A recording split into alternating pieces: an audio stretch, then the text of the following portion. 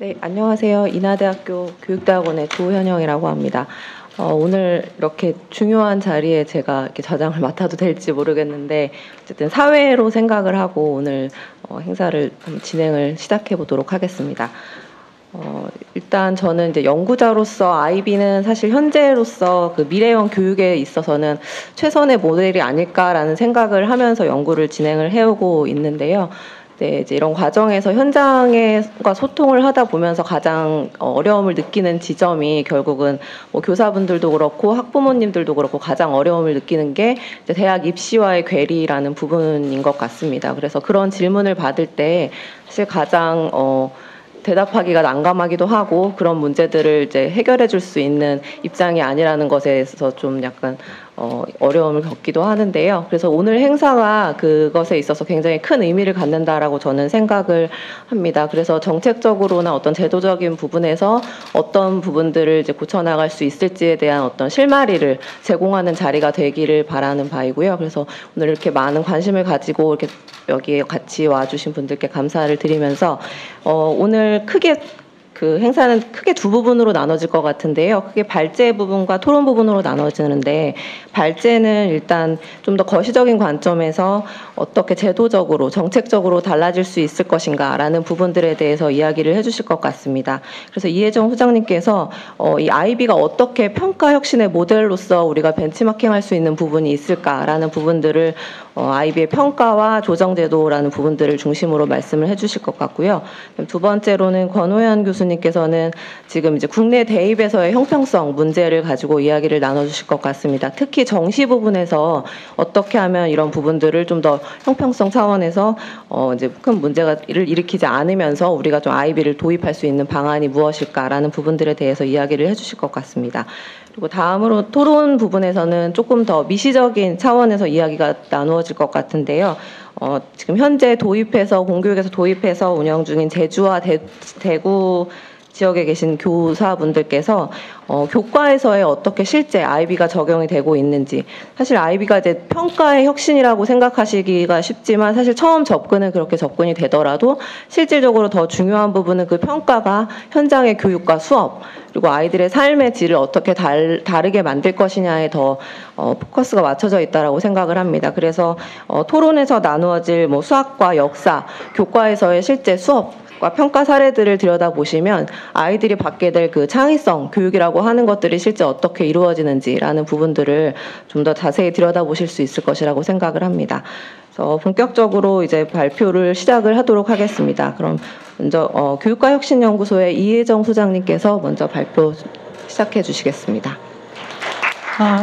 오늘 제가 드릴 말씀은 아이비 중에서도 이제 가장 그 이슈가 되고 관건이 되는 부분이 이제 고등학교 프로그램인 DP입니다.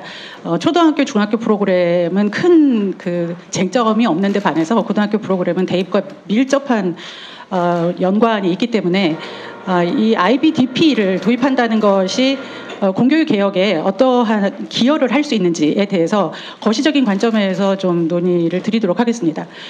일단 제주와 대구에서 먼저 2019년에 아이비 한국어화를 확정을 하고 도입을 해서 지금 운영을 하고 있습니다. 아이비를 왜 도입했느냐? 목적은 이러이러한 기대의 효과를 보기 위해서 도입을 했습니다. 먼저 단기적으로는요. 아이비 수업이 운영이 되는 학교들은 눈에 띄게 드러나는 특징 중에 하나가 엎드려 자는 아이들이 일어난다는 점입니다.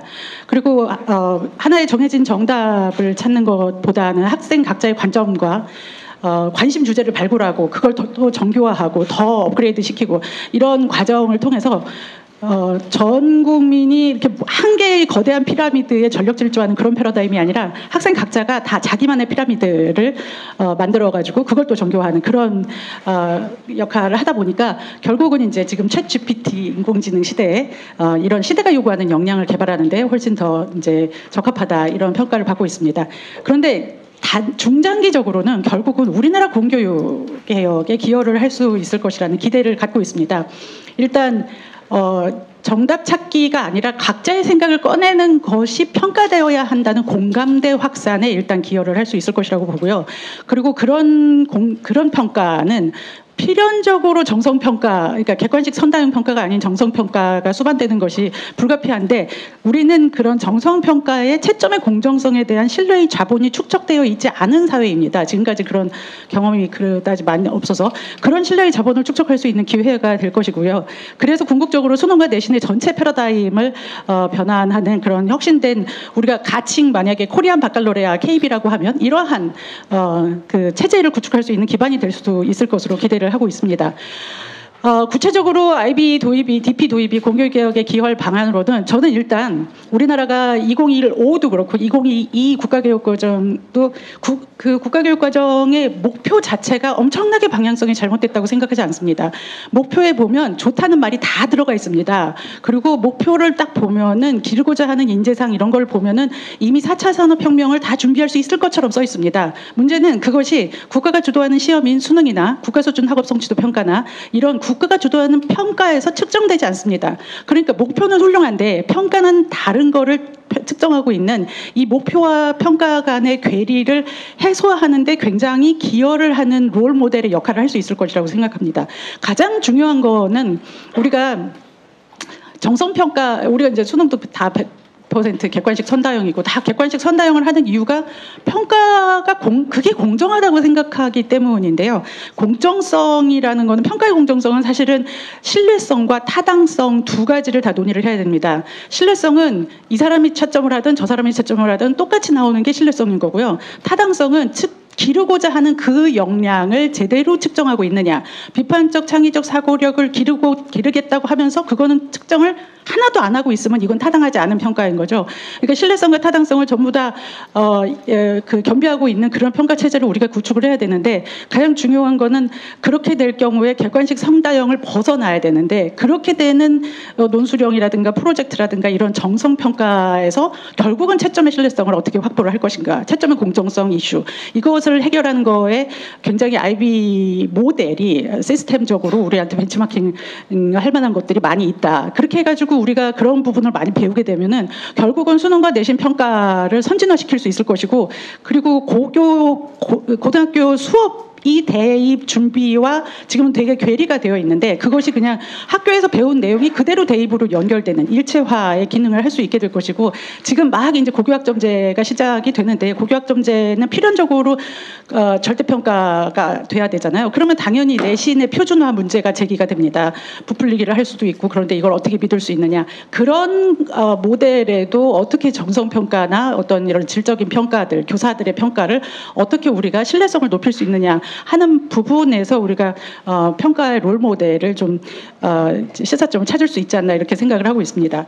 IB 한국어판 도입이 2019년에 확정이 돼서 됐는데요. 이거의 의미는 뭐냐면, 한국어로 IB 대입시험을 치르고 한국인으로 채점할 수 있고 한국인으로 연수가 가능하고, 이겁니다. 한국인으로 영어 글로벌 스탠다드로 채점할 수 있는 눈을 가진 그런 채점관이 한국인으로도 양성될 수 있다는 것을 의미합니다. 그런 생태계를 구축하는 것을 의미하는 거고요. 그런 풀이, 글로벌 스탠다드로 채점할 수 있는 그런 눈을 가진 채점관 풀이 우리가 교과별로 몇십 명, 몇백 명 이렇게 양성이 되면, 그것이 이제 궁극적으로 한국형을 만들 때 굉장히 큰 자산이 될 수 있을 것이라고 기대를 하고 있습니다. 일단 그러면 IBDP에서 채점의 신뢰성과 타당성을 어떻게 확보하고 있는지의 예시를 간략하게 드려드리겠습니다. 일단 IB에서 평가의 공정성을 확보하는 방안 중에서 신뢰성을 확보하는 방안으로는 채점관 체계가 이렇게 다양하게 있습니다. 제일 밑에가 이그세미너고요. 채점관입니다. 일반 채점관. 그냥 교사들 중에서 이그세미너를 신청할 수 있습니다. 신청하면은 몇 가지 테스트를 거치고 연수를 거쳐서 어쨌건 채점관이 될 수 있는데, 채점관이 이 채점관 레벨이 있고, 시니어 채점관이 있고, 치프 채점관이 있고, 프린시플 채점관이 있고, 이렇게 단계별로 역할과 책임이 다 다릅니다. 그리고 이렇게 서로 크로스 체킹을 하는 시스템이 구체적으로 이렇게 되어 있고요. 그리고 이들을 중심으로 해서 채점을 어떻게 표준화를 하냐면, 일단 채점관들이 작년에 IB는 전 세계에서 17만 3천 명의 시험을 봤습니다. 그리고 3만 2천 명의 채점관들이 채점을 했습니다.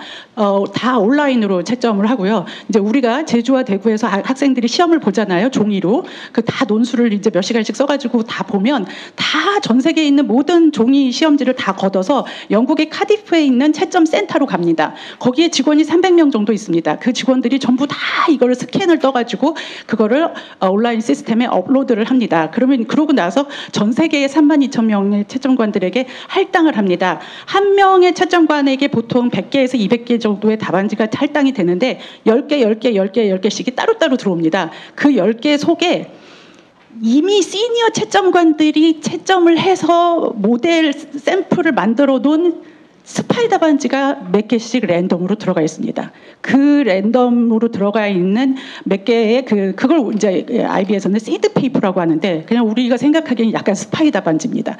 그걸로 이 채점관이 제대로 채점을 하지 못하면 채점이 이제 안 됩니다. 더 이상. 그리고 이 10개의 그 답안지는 다른 채점관이 재채점을 하고 그리고 프린시플 채점관은 이 채점관이 채점관 자격을 박탈할지 아니면 연수를 통해서 다시 개선을 할지 여러 가지 판단을 하고 조치를 취합니다. 이렇게 해서 채점관들이 채점을 하게 하고요. 이 채점 스파이 답안지는 어떻게 만들어 놓냐면 시험이 끝나면 그 시니어 채점관들이 과목별로 수십 명이 다다다다 모여가지고 막 그 채점을 합니다. 그래서 뭐 그 채점 스파이 답안지를 그러니까 시니어 채점관들이 이미 동일하게 채점이 된 그 채점 답안지들을 만들어내고 그거를 이제 스파이 답안지처럼 이렇게 그 일반 채점관들에게 중간중간에 다 랜덤하게 심어놓는 그런 역할을 합니다.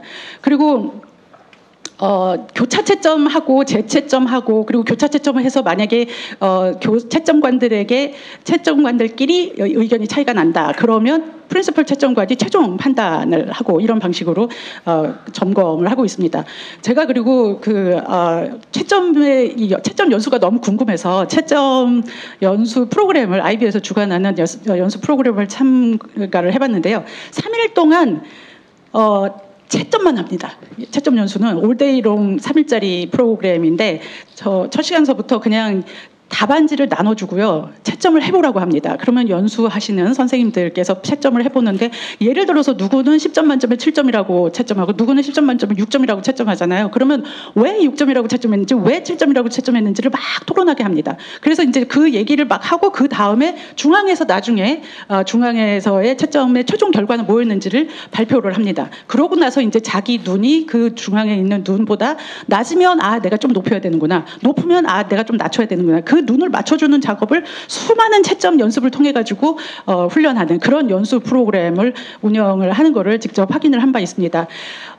그런 채점의 일관성, 신뢰성 이런 것이 가능하다 보니 굉장히 이제 정성평가가 안심을 하고 정성평가를 할 수 있는 그러니까 학부모 민원이라든가 외부의 그 공정성 시비라든가 이런 걸 걱정하지 않고 시스템적으로 과정중심 평가를 하고 정성평가에 대한 질관리를 하고 이런 것이 가능하다는 점이 있고요. 또 하나는 IA라고 이게 교사들이 채점하는 약간 내신 같은 내부 평가인데요.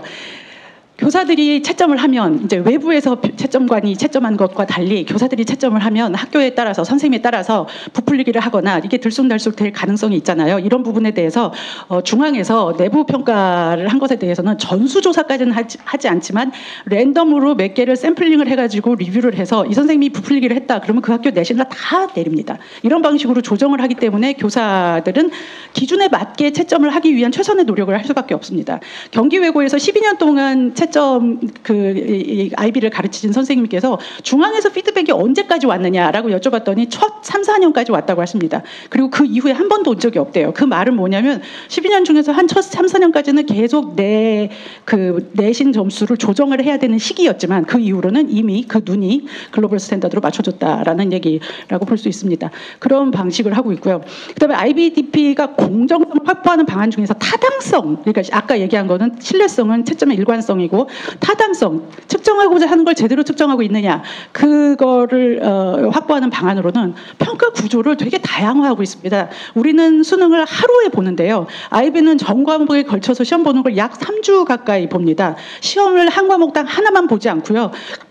페이퍼 1, 페이퍼 2, 페이퍼 3 그러고 IA는 이제 내부에서 교사가 평가하는 거 이런 식으로 평가를 다양화하고 있기 때문에 장기간에 걸쳐서 해야 되는 프로젝트 평가까지가 가능한 그러한 구조입니다. 그리고 수업 설계안에 우리가 목표하고 결과 평가가 따로 노는 이유 중에 하나가 평가를 어떻게 하건 간에 이 목표가 얼라인이 어떻게 되고 있는지를 체크하는 시스템이 존재하지 않거든요. 근데 IB는 수업 설계를 할 때서부터 IB에서 기르고자 하는 역량, 기르고자 하는 기술, 기능, 뭐 여러 가지 그다음에 인재상 이런 여러 가지 역량들이 수업 설계에서 과제나 평가에 어디에 반영이 되고 있는지를 명시적으로 쓰게 돼 있습니다. 그래서 끊임없이 목표와 수업 평가가 이제 온라인이 되는 그런 과정을 거치고 있고요. 그리고 매 7년마다 평가를 개정하는 그런 진화를 하고 있습니다. 그리고 평가 루브릭이 굉장히 이제 정교화되어 있는데요. 예를 들어서 이게 수학의 평가 루브릭인데 이게 자세하게 설명을 할 수는 없지만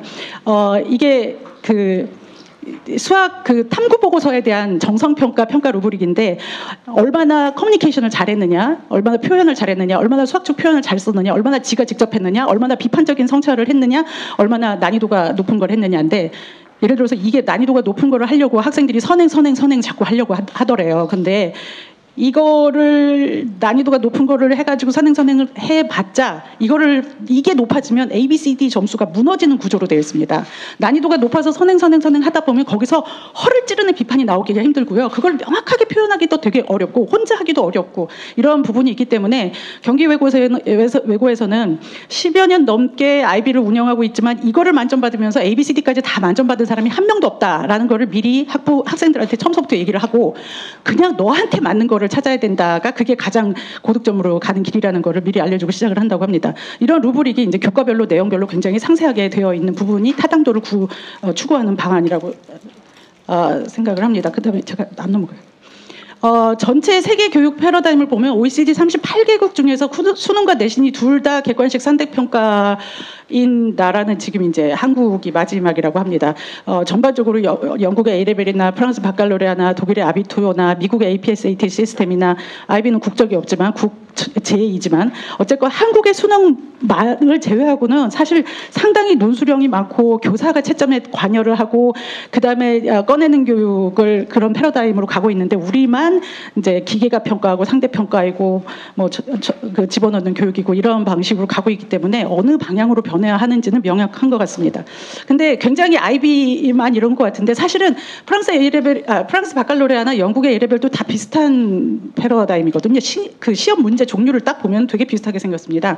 그런데 작년 8월에 토니 블레어 전 영국 총리가 영국의 A레벨인 대입시험 폐지하고 IB를 도입하자라는 그런 한국의 그런 뉴스가 나왔습니다. 그래서 이게 무슨 일일지 굉장히 궁금해서 영어 원문 기사들을 찾아봤더니 이분의 얘기는 전 과목 논서술인 A레벨조차 4차 산업혁명을 제대로 대비할 수 없으니 IB를 벤치마킹해서 우리가 지금 한국형 바칼로레아 만드는 것처럼 저기에 새로운 브리티시 바칼로레아를 만들자라는 제안을 하고 있는 겁니다. 지금 우리가 하려는 움직임과 거의 같은 방향으로 하고 있는데 저는 궁금했던 게 여기도 전 과목 논서술인데 왜 이런 얘기를 하지? 우리는 100% 선다형이니까 이런 얘기를 하는 게 이해가 되는데 그랬더니 이게 포커스가 시험 문제를 바꾸자가 아니라 채점 기준을 바꾸자는 거였습니다.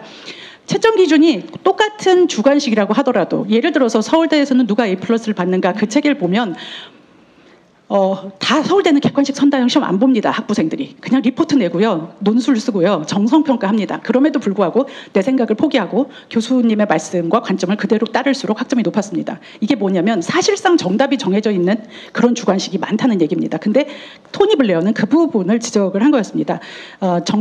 훨씬 더 그들이 보기에는 똑같은 논서술이라고 하더라도 A레벨이 훨씬 더 지식 컨텐츠 날리지 중심이고 그 다음에 IB가 훨씬 더 사고 역량을 평가하는 중심이다라고 이들은 보고 있었습니다. 그래서 이렇게 하고 있는데 여기는 이제 토니 블레어 노동당 출신인 진보 총리뿐만 아니라 존 메이저 보수당 출신 총리까지 같이 지지 서명을 했습니다.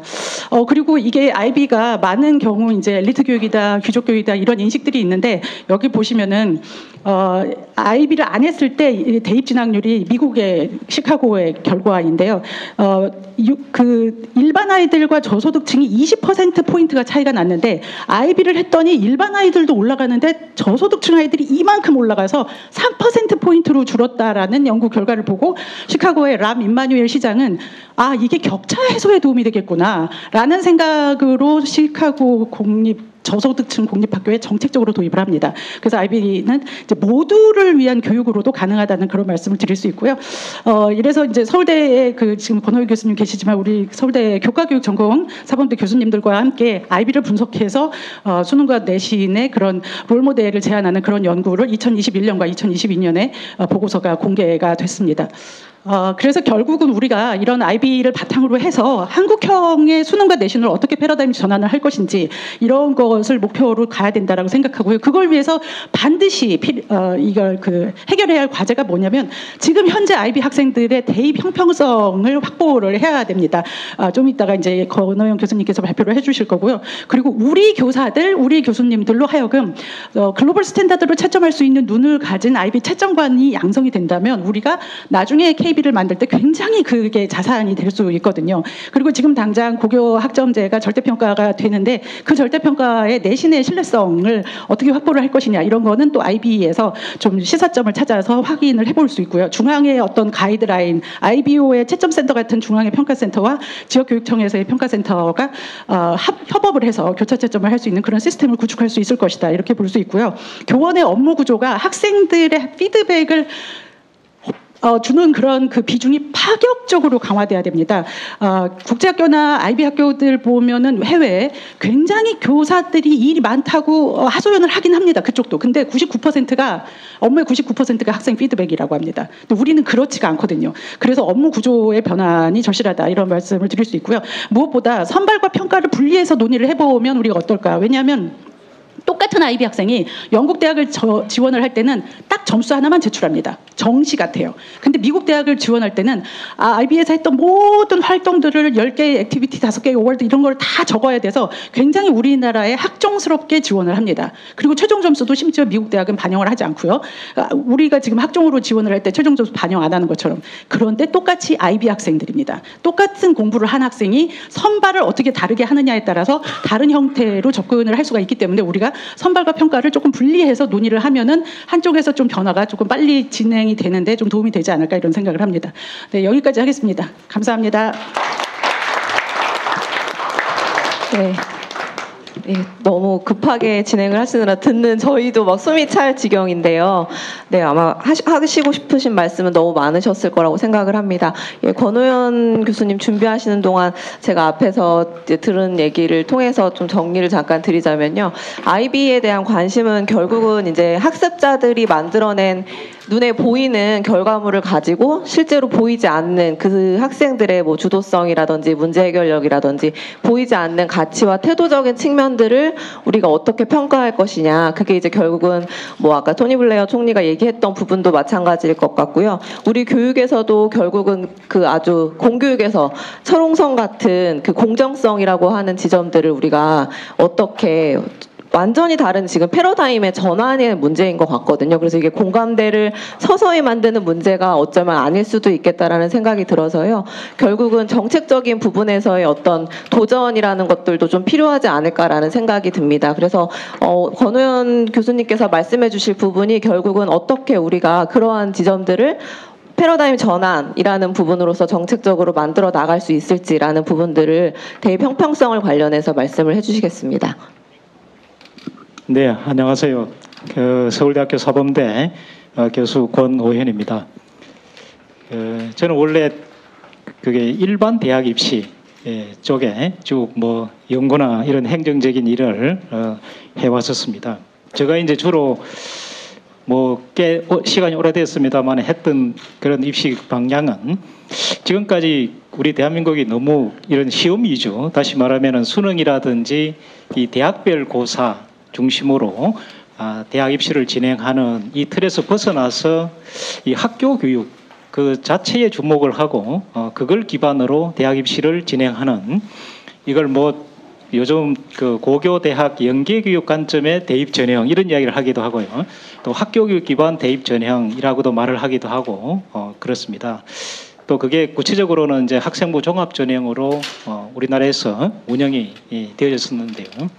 이제 그런 활동들을 쭉 하다가 저희 그 서울대 총장님께서 한번 우리나라 대입 제도 전체를 한번 IB 형태로 이렇게 바꿔갈 수 있는 이런 가능성이 있는지 한번 연구를 한번 해보자 이래가지고 이제 저희 사범대 중심 교수들을 해서 연구를 진행을 했고요.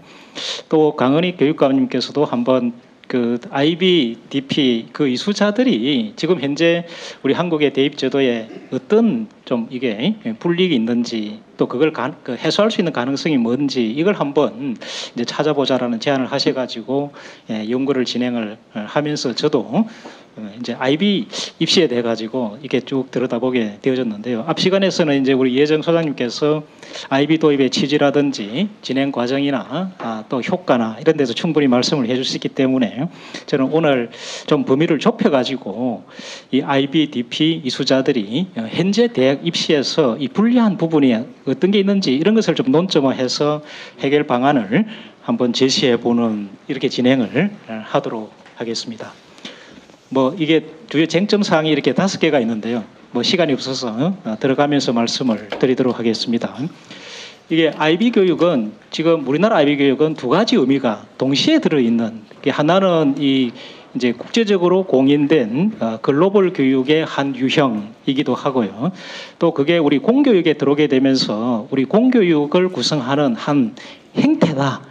이렇게 두 가지 역할을 동시에 하고 있고 우리 대학 입시에 적용되는 것은 이 글로벌 교육이 아니고 우리 공교육 시스템에 들어와서 학생들이 공부한 그 내용을 국내 대학 입시에 반영을 한번 해보자라는 이런 취지라고 보시면 되겠습니다. 이 공교육 우리나라 공교육에 들어오게 된 그 계기는 우리 국가교육과정에 아예 이렇게 명시를 해놨습니다. 학교는 필요에 따라서 국제적으로 공인된 교육과정이나 과목을 개설할 수 있다. 이 경우 시도교육청이 정하는 지침에 따른다.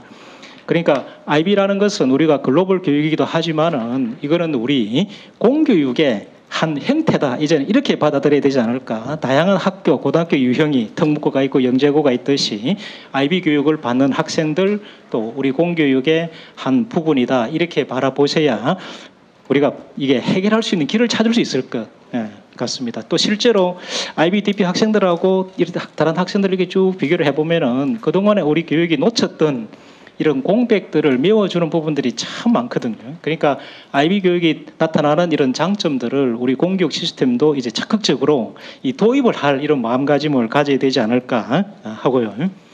그런데 이제 문제는 이게 아이들이 평가에 불이익을 받는 게 아닌가.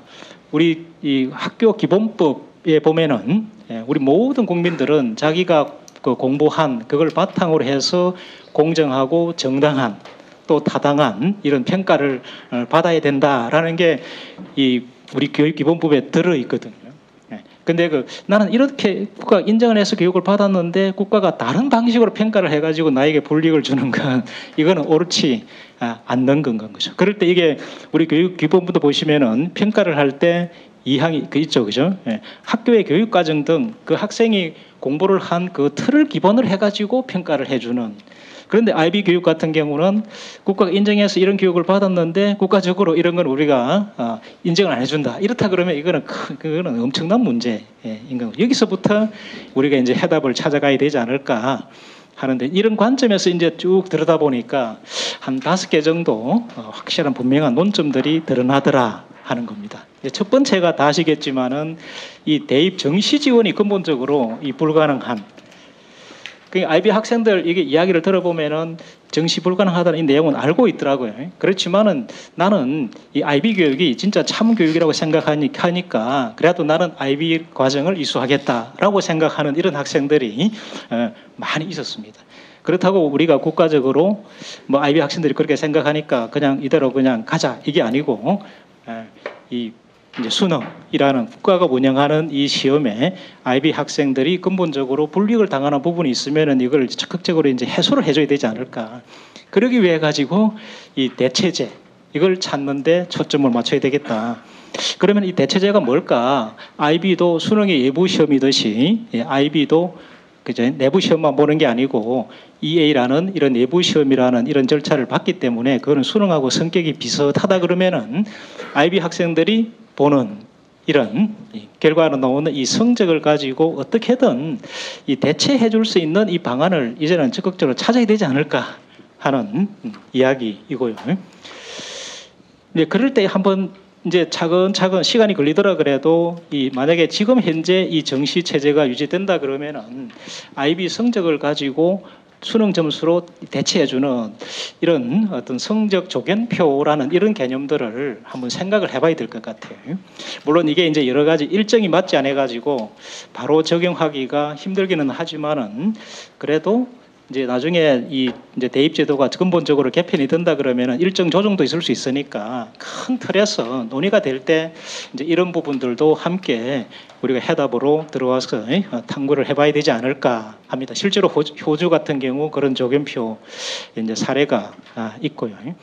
그래서 이건 이제 뭐 수능이 어떤 역할을 할 것인가 이건 아직 그 다음에는 정립이 아직 안 됐으니까 수능 역할이 어떻게 되느냐에 따라 가지고 어떤 경우는 조견표라는 게 쉽게 들어올 수 있고 수능이 지금처럼 수능 점수로만 가지고 대학에 가는 소위 말하는 수능 100% 전형을 운영하는 경우에는 조견표를 활용하기가 우리 국민들의 정서하고는 맞지 않을 가능성이 크기도 하고 그러니까 여러 가능성들을 열어놓고 해답을 찾아봐야 될 것 같습니다. 저는 개인적으로 이제 수능은 그 역할이 끝났다. 수능 점수로 전국에 줄을 세워가지고 그게 공정한 차인지도 모르는 상태에서 당락이 결정되어 버리는 수능에 대한 영향력을 너무 많이 주는 것은 바람직하지 않으니까 수능을 뭐 정시 한 1단계 정도의 영향력이 있는 이런 정도 시험으로 운영한다 그러면은 이 조견표를 1단계는 대입하는 게 충분히 가능할 것 같거든요.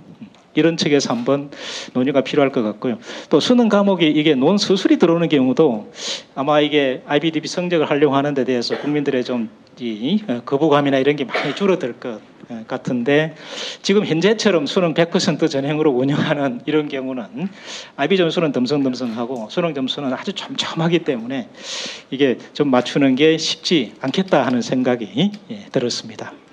그 다음에 이제 두 번째가 실제로는 가장 큰 쟁점인데요. 이게 수능 최저 학력 기준 이걸 적용을 하는 거기 때문에 학생들은 학생부 종합전형으로 가려고 하는데 학생부 종합전형마저도 수능 최저가 있는 이거는 저는 반드시 고쳐줘야 된다고 봅니다.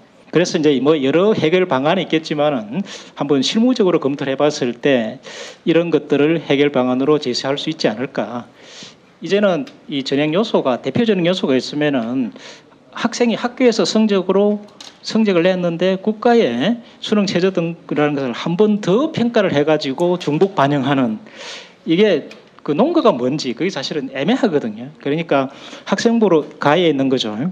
수시 학생부 종합전형 같으면은 이제는 전체적으로 수능 최저 학력 기준을 폐지하는 것을 이걸 우리가 좀 강력하게 추진을 할 필요가 있을 것 같고요. 만약에 그게 안 된다 그러면은 이제 나아죠. 나는 각 대학이 전형에 따라서 수능 최저 등급을 운영을 하되 이런 IB라든지 다른 그런 유형의 학생들 수능을 보기가 힘든 이런 학생들에게는 이제는 이걸 면제해주는 그 그룹만 면제해주는 조항을 대입 기본 지침에 대교협에 나올 때 이걸 이제 넣도록 이렇게 유도를 할 필요가 있을 것 같고요. 저는 실현 가능성이 가장 큰 거는 나라고 봅니다. 그 다음에 이제 다 같은 경우는 수능 최저를 아이들 수능 못 봤다 그러면은 수능 최저 대신에 다른 것으로 수능 최저를 대체해주는 그러면 이제 교과에 대한 심층 면접을 한다든지 교과 성적으로 나온 것을 수능 최저로 대신 반영해 준다든지 아니면 입학 사정관들이 이 학업 역량을 IB 학생들이 그 학업 역량을 정성적으로 판단을 해서 이걸 최저 등급에 대체해 주는 이런 것들을 한번 찾으면은 가능하지 않을까 그거요. 그다음에 현 상태를 유지한다 그러면은 이 예비 합격자 제도를 둬 가지고 그 IB 점수 최종 점수 이걸 나중에 대입하는 것 이것도 일정이 가능할까? 아마 이거는 대학들이 많이 망설이긴 할 것 같아요. 그러나 이것도 한번 찾아보면은 방안은 될 수 있을 것 같습니다. 그래서 가장 저는 좀 실행 가능성이 높다는 게 IB 학생들이나 이거는 IB 학생들만 아니고 수능을 보기 힘들면서 국내 전형에 지원하는 이런 그룹들이 있거든요. 그룹들을 공통적으로 다 이런 혜택을 주는 걸 좀 방안을 추진을 해보면 어떨까. 예를 들어서 대교협의 이런 대학 입학 전형 기본 사항 이런 문구가 매년 발표가 되는데 거기에 이제 수능 최저 항목의 마지막에 이런 걸 하나 넣으면 그냥 간단하게 해결이 될 것 같아요. 그러니까 수능 응시가 근본적으로 불가능한 교육과정 이수자에게는 개별 대학이 그 적용을 면제할 수 있다. 그건 이제 대학이 판단을 해야 되겠죠. 그죠? 그러면 요거는 IB만이 아니라 제외 한국학교 학생들이라든지 이런 학생들이 국내 전형에 적용할 때 그런 아이들도 수능을 보기가 어렵거든요. 그럼에도 불구하고 수능을 체제로 줘가지고 지원을 하지 못한다는 것은 이거는 바람직하지 않은 것 같습니다. 이런 문구만 들어가 버리면은 대학들이 판단을 해서 우리는 이런 전형의 수능 체제를 이 학생들에게는 면제해 줄 수 있겠다. 이런 쉽게 결정을 내릴 수 있지 않을까 합니다. 그 다음에 뭐 예비 합격자 대상 IB 점수 이런 거는 이걸 엄청나게 고민을 많이 해. 이게 그러니까 이거는 수시 전형 그 발표를 할 때 IB 학생 같은 경우 그러니까 어떤 예비 점수로 잠정적으로 예비 합격자로 이렇게 해놓고 나중에 최종 점수가 나왔을 때 그걸 기준으로 해서 수능 체제로 대체해주는 일이 되는데 그럴 때 이제 이거는 제로섬 게임이기 때문에 이 예비 합격자로 올리는 순간에 다른 학생은 이미 떨어져 버렸기 때문에 그죠? 또 그리고는 수시 일정이 끝나버렸기 때문에 그 학생들의 어떤 피해 이 이야기가 나오면은 이 방안은 적용하기가 어려울 것 같고요. 그 다음에 이제 4번도 사실은 가능성이 아주 큽니다. 수능 최저 대신에 각 대학들이 다른 대체자로 가지고 수능 최저를 판단하게 하자. 수능 최저도 학업 역량을 평가하는 것 같으면은 학업 역량은 수능 최저 외에도 다른 것들을 할 수 있는 게 많이 있거든요. 그러니까 사정관들이 IB 학생들이 공부한 이 내용을 별도로 평가를 해가지고 반영을 해주는 뭐 이런 거라든지 아니면은 정량적인 이런 요소를 반영을 한다든지 이렇게 하는 거는 가능성이 있지 않을까. 2번 체크하고 4번 체크 이거는 충분히 저는 가능하다고 봅니다. 그 다음에 이제 이 전공 적합성 학생들이 그 학생부 종합 전형에 응시를 하는데 이거는 고교대 연계 교육이기 때문에 학생이 고등학교에서 배운 이 공부 이게 우리 대학의 우리 모집 단위에 적합한가 이걸 진하게 볼 수밖에 없는 이런 구조인데 그래서 예를 들어서 경제학과를 지원을 하면은 고등학교의 경제학 과목이나 경제 수학 이런 걸 들었는지 이런 걸 사정관들이 유심히 본단 말이에요. 그런데 IB 교육은 여러 과목을 공부하는 게 아니라 한 과목을 택해가지고 깊이 공부하는 거기 때문에 경제 과목을 공부해가지고 경제학과를 지원할 가능성은 아주 희박하다고 봐야 돼요. 그런데 이 학생이 뭐 역사를 공부하면서 경제에 대한 연구를 많이 할 수도 있는 거잖아요. 그러면은 그런 하나하나의 애가 공부하는 모습을 보고 과목은 듣지 않더라 그래도 다른 과목을 들으면서 경제에 관련된 연구들을 개별적으로 했으면은 그걸 전공 적합성으로 인정을 해주는 이런 것들을 좀 이제 사정관들과 이야기를 나누면서 이런 생각들을 서로 공유하게끔 만들어 좀 드려야 되지 않을까. 특히 이제 자연계 같은 경우 물화 생지 지구과 이 4개를 IB로 다 운영하기는 사실은 어렵잖아요. 그러면은 다른 과학 과목을 깊이 있게 공부를 하면서 생명과를 공부하지 않고 의대를 지원을 했다. 이러면은 일반 입시에서는 막 그 결정적인 분리라고 봐야 되거든요. 근데 만약에 그 IB 학교가 생명과학이 없다 그러면은 의대 지원을 못하게 해야 될 것인가? 그거는 아닌 건 거죠. 그 학생이 다른 화학을 통해 가지고 이 과학을 심도 있게 공부한 게 있으면은 이런 걸 전공 적합성으로 인정해주는 이런 것들을 좀 추진을 해야 될 것 같습니다. 그래서 서울대학교 사정관들한테도 한번 이런 걸 문의를 해보니까 크게 불리가 있을 것 같지는 않다. 일단 중요한 것은 공부를 할 수 있는 능력이 중요한 것이 역량이 중요한 것이지 그 과목을 들었느냐 안 들었느냐가 그래 결정적인 것이 아니고 전공 적합성도 이제는 좀 보편적인 학업 역량 쪽으로 봐야 된다. 이런 이야기를 했었습니다. 그 다음에 이게 진로 선택 평가가 IB 학생들은 일반계 고등학교는 9등급 상대 평가를 일반 선택 과목으로 성적이 제공이 되는데 IB 학생들은 모든 IB 과목이 진로 선택으로만 기재가 되고 대학에 제공되기 때문에 성적이 ABC밖에 없는 이런 겁니다. 그러면은 아마 이제 상위권 학생들이 불리할 수 있다. 9등급이면 촘촘하게 구분이 됐는데 IB 학생들은 그냥 전부 다 A만 들어가 있으니까 구분이 안 되는 이런 건 거죠. 물론 이제 외고는 뭐 이런 등급이 있지만은 그렇지만은 이것도 대학은 그동안에 이 학생부 종합전형을 운영을 하면서 학업 역량을 평가하는 이런 다양한 장치들을 마련하고 있고 또 훈련을 했기 때문에 성적이 A로 돼 있더라 그래도 여러 과목들의 이수한 행태 또 학생이 그 교실 수업을 받으면서 어떤 행태로 공부를 했는지 이런 탐구 능력이나 이런 걸 전체로 보면서 이 학업 역량들을 이런 구분을 할 수가 있거든요. 또 여기에 의심스러운 게 있으면은 다른 대학별 고사 뭐 심층 면접이라든지 이런 걸 통해 가지고 또 구분을 할 수 있기 때문에 뭐 이게 진로 선택 과목이 ABC이기 때문에 IB 학생들이 결정적으로 불리하다 이렇게 학부모님들이 생각하실 필요는 저는 없다고 봅니다.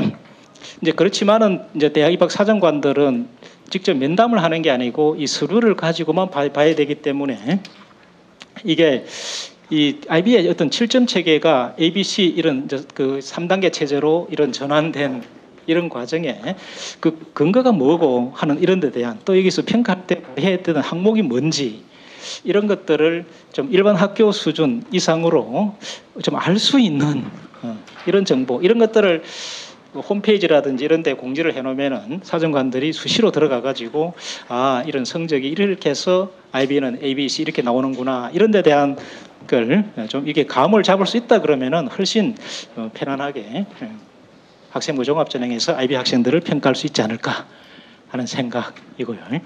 그다음에 다섯 번째 쟁점은 이 IB 학생들은 엄청난 여러 가지 활동들을 많이 하는데 우리 공정성 강화 방안 때문에 여러 가지 이런 활동들이 이제 기재가 되지 못하는 이 부분에 대해서 아주 좀 뭐 가슴 아파하는 이런 학생들이 많은 것 같았습니다. 특히 이제 연구에 관련된 이런 내용들, 보고서라든지 뭐 논문 이런 말 자체를 학생부에 기재를 할 수가 없기 때문에 이것을 어떻게든 뭐 논문으로 쓰지 않고 뭐 과제 탐구나 이렇게 쓸 수는 또 있으니까 시부모님의 특기사항에 허용된 이런 용어로 전환을 해가지고 IB 학생들이 정말 깊이 있게 공부한 이런 내용들을 대학에 좀 전달할 수 있는 이 방안 이거는 아마 우리 지금 운영하는 학교에서는 이 내용들을 잘 알고 계실 것 같습니다. 그리고 또 이게 이제 우리가 근본적으로 지금 대학 입시를 IB만이 아니라 전체적으로 재논의를 해야 되기 때문에 이 공정성 강화 방안 이 자체는 사실은 옳은데 이게 너무 디테일하게 규제를 하고 있는 이 부분에서 어떤 거는 그래서 계속 그대로 유지를 하고 어떤 경우는 좀 이제 가감하게 좀 풀 필요가 있지 않을까. 저는 해외 봉사나 뭐 대외 활동 이런 것들은 그대로 유지하더라 그래도 우리 교육의 본질이라고 하는 독서라든지 진로라든지 또 창의적 체험 활동이라든지 이런 것 때는 좀 글자 수에 대한 유연하라 그런 기재에 대한 이런 허용을 해주는 이런 것들을 한번 다시 재검토를 해야 될 것 같습니다. 네, 뭐 시간이 부족해서 상세하게 설명드리기는 좀 그런 것 같고요. 그래서 이제 좀 어떤 거는 장기적으로 접근을 하고 어떤 경우는 장기적으로 접근하고 뭐 성적 조견표나 이런 것들은 갑자기 도입해가지고는 또 부작용이 나오니까 연구에 근거해가지고 장기적으로 하고 뭐 단기적으로는 지금 할 수 있는 이런 것들이 또 있으니까 이런 것들은 빨리 뭐 해결을 해 나갈 필요가 있을 것 같고요.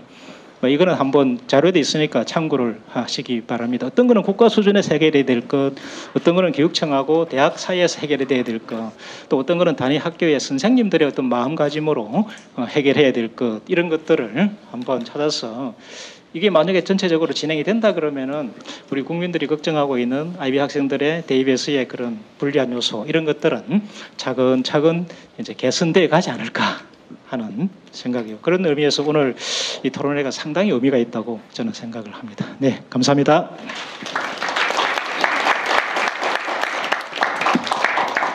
네, 교수님, 실제 IB가 도입이 된다고 했을 때 정시에서 어떻게 그 실현 가능성이 있을 것인가라는 부분을 실제적인 대입을 중심으로 자세히 말씀을 해주신 것 같습니다. 감사합니다. 저희 교육에서 공정성이나 형평성이라고 하는 것이 굉장히 동일한 조건에서 동일하게 평가받는 문제라고 지금 우리 공교육에서는 여전히 조금 그런 인식이 만연해 있지 않은가라는 생각이 들면서도요. 또 한편으로는 학생부 종합전형이나 교육과정 다양화나 뭐 혁신학교에 대한 요구들을 봤을 때는 또 그런 부분들이 또 상당히 많이 유연해진 측면도 있다라고 보여집니다. 그래서 IB라는 것의 도입과 대입에서의 어떻게 반영할 것이냐의 문제가 아주 새로운 얘기는 어쩌면 아닐 수도 있거든요. 그래서 조금만 더 유연하게 생각하면 충분히 실현 가능성이 있는 얘기들이라는 것들을 오늘 실제적인 이야기들을 통해서 이야기를 해주셨던 것 같습니다.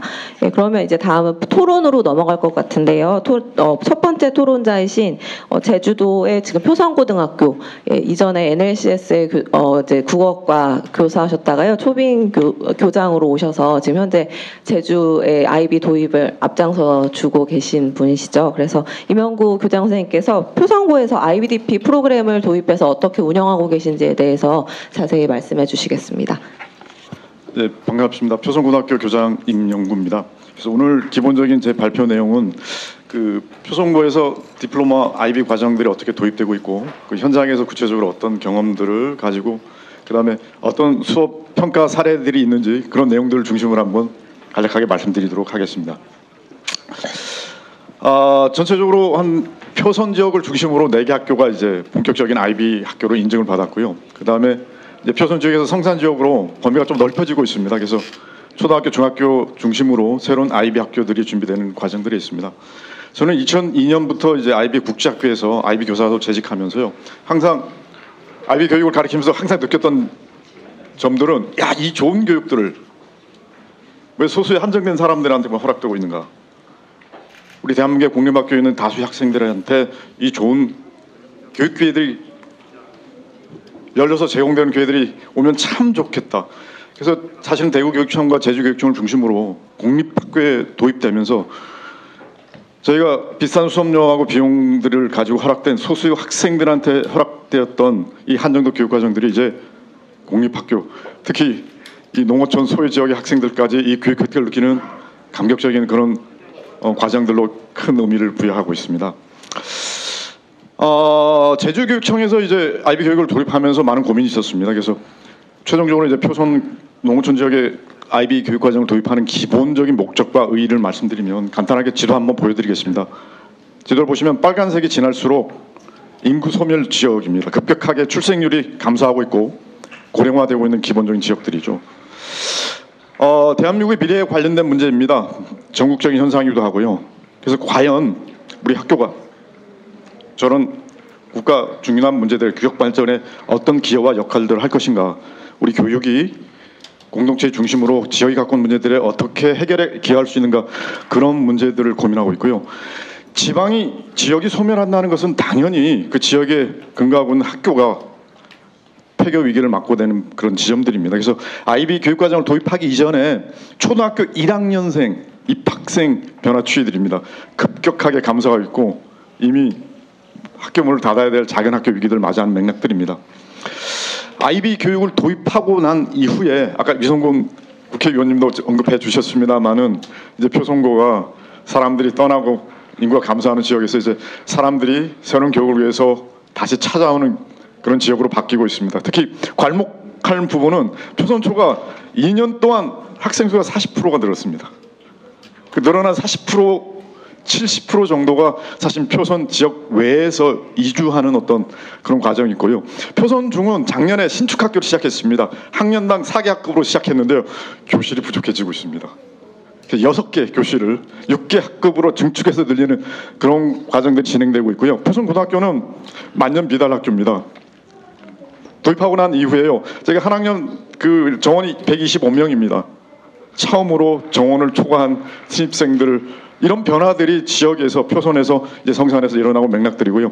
교육 과정 자체 변화뿐만 아니라 지역 사회를 살리고 활성화시키는 그런 맥락까지도 IB 교육의 취지와 의미로 한번 강조해 드리고 싶습니다.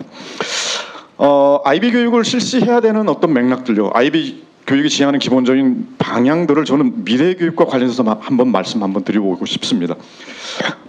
현재 우리가 갖고 있는 미래 교육에 대한 기본적인 이해와 그 목표 의식들을 보시면 대체로 기술적인 그다음에 하드웨어적인 방면에 조금 치우쳐 있지 않은가, 그런 우려들을 갖고 있습니다. 예를 들면 마이크로소프트사는 IT 기업의 선진적인 기술을 교육에 적용해가지고 미래 학교를 건설하기 위해서 제가 기억하기에 2013년도에 직접 학교를 만듭니다. 많은 사람이 기대를 모았죠. 지금 저 학교가 어떻게 운영되시는지 아십니까? 지금 거의 학생들이 이탈을 해서 문을 닫아야 되는 상황인 걸로 알고 있습니다.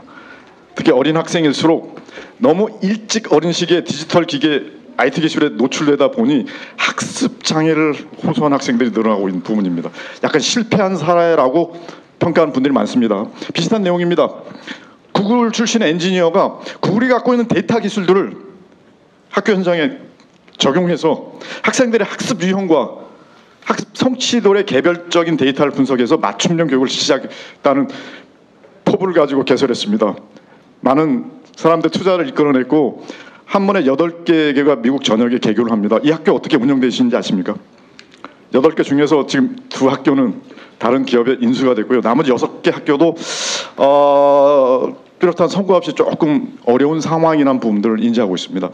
혹시 저희가 생각하는 미래 교육이 앞서 이런 기술 중심의 미래 교육 위주의 어떤 그런 패단들을 반복할 여지는 없는지.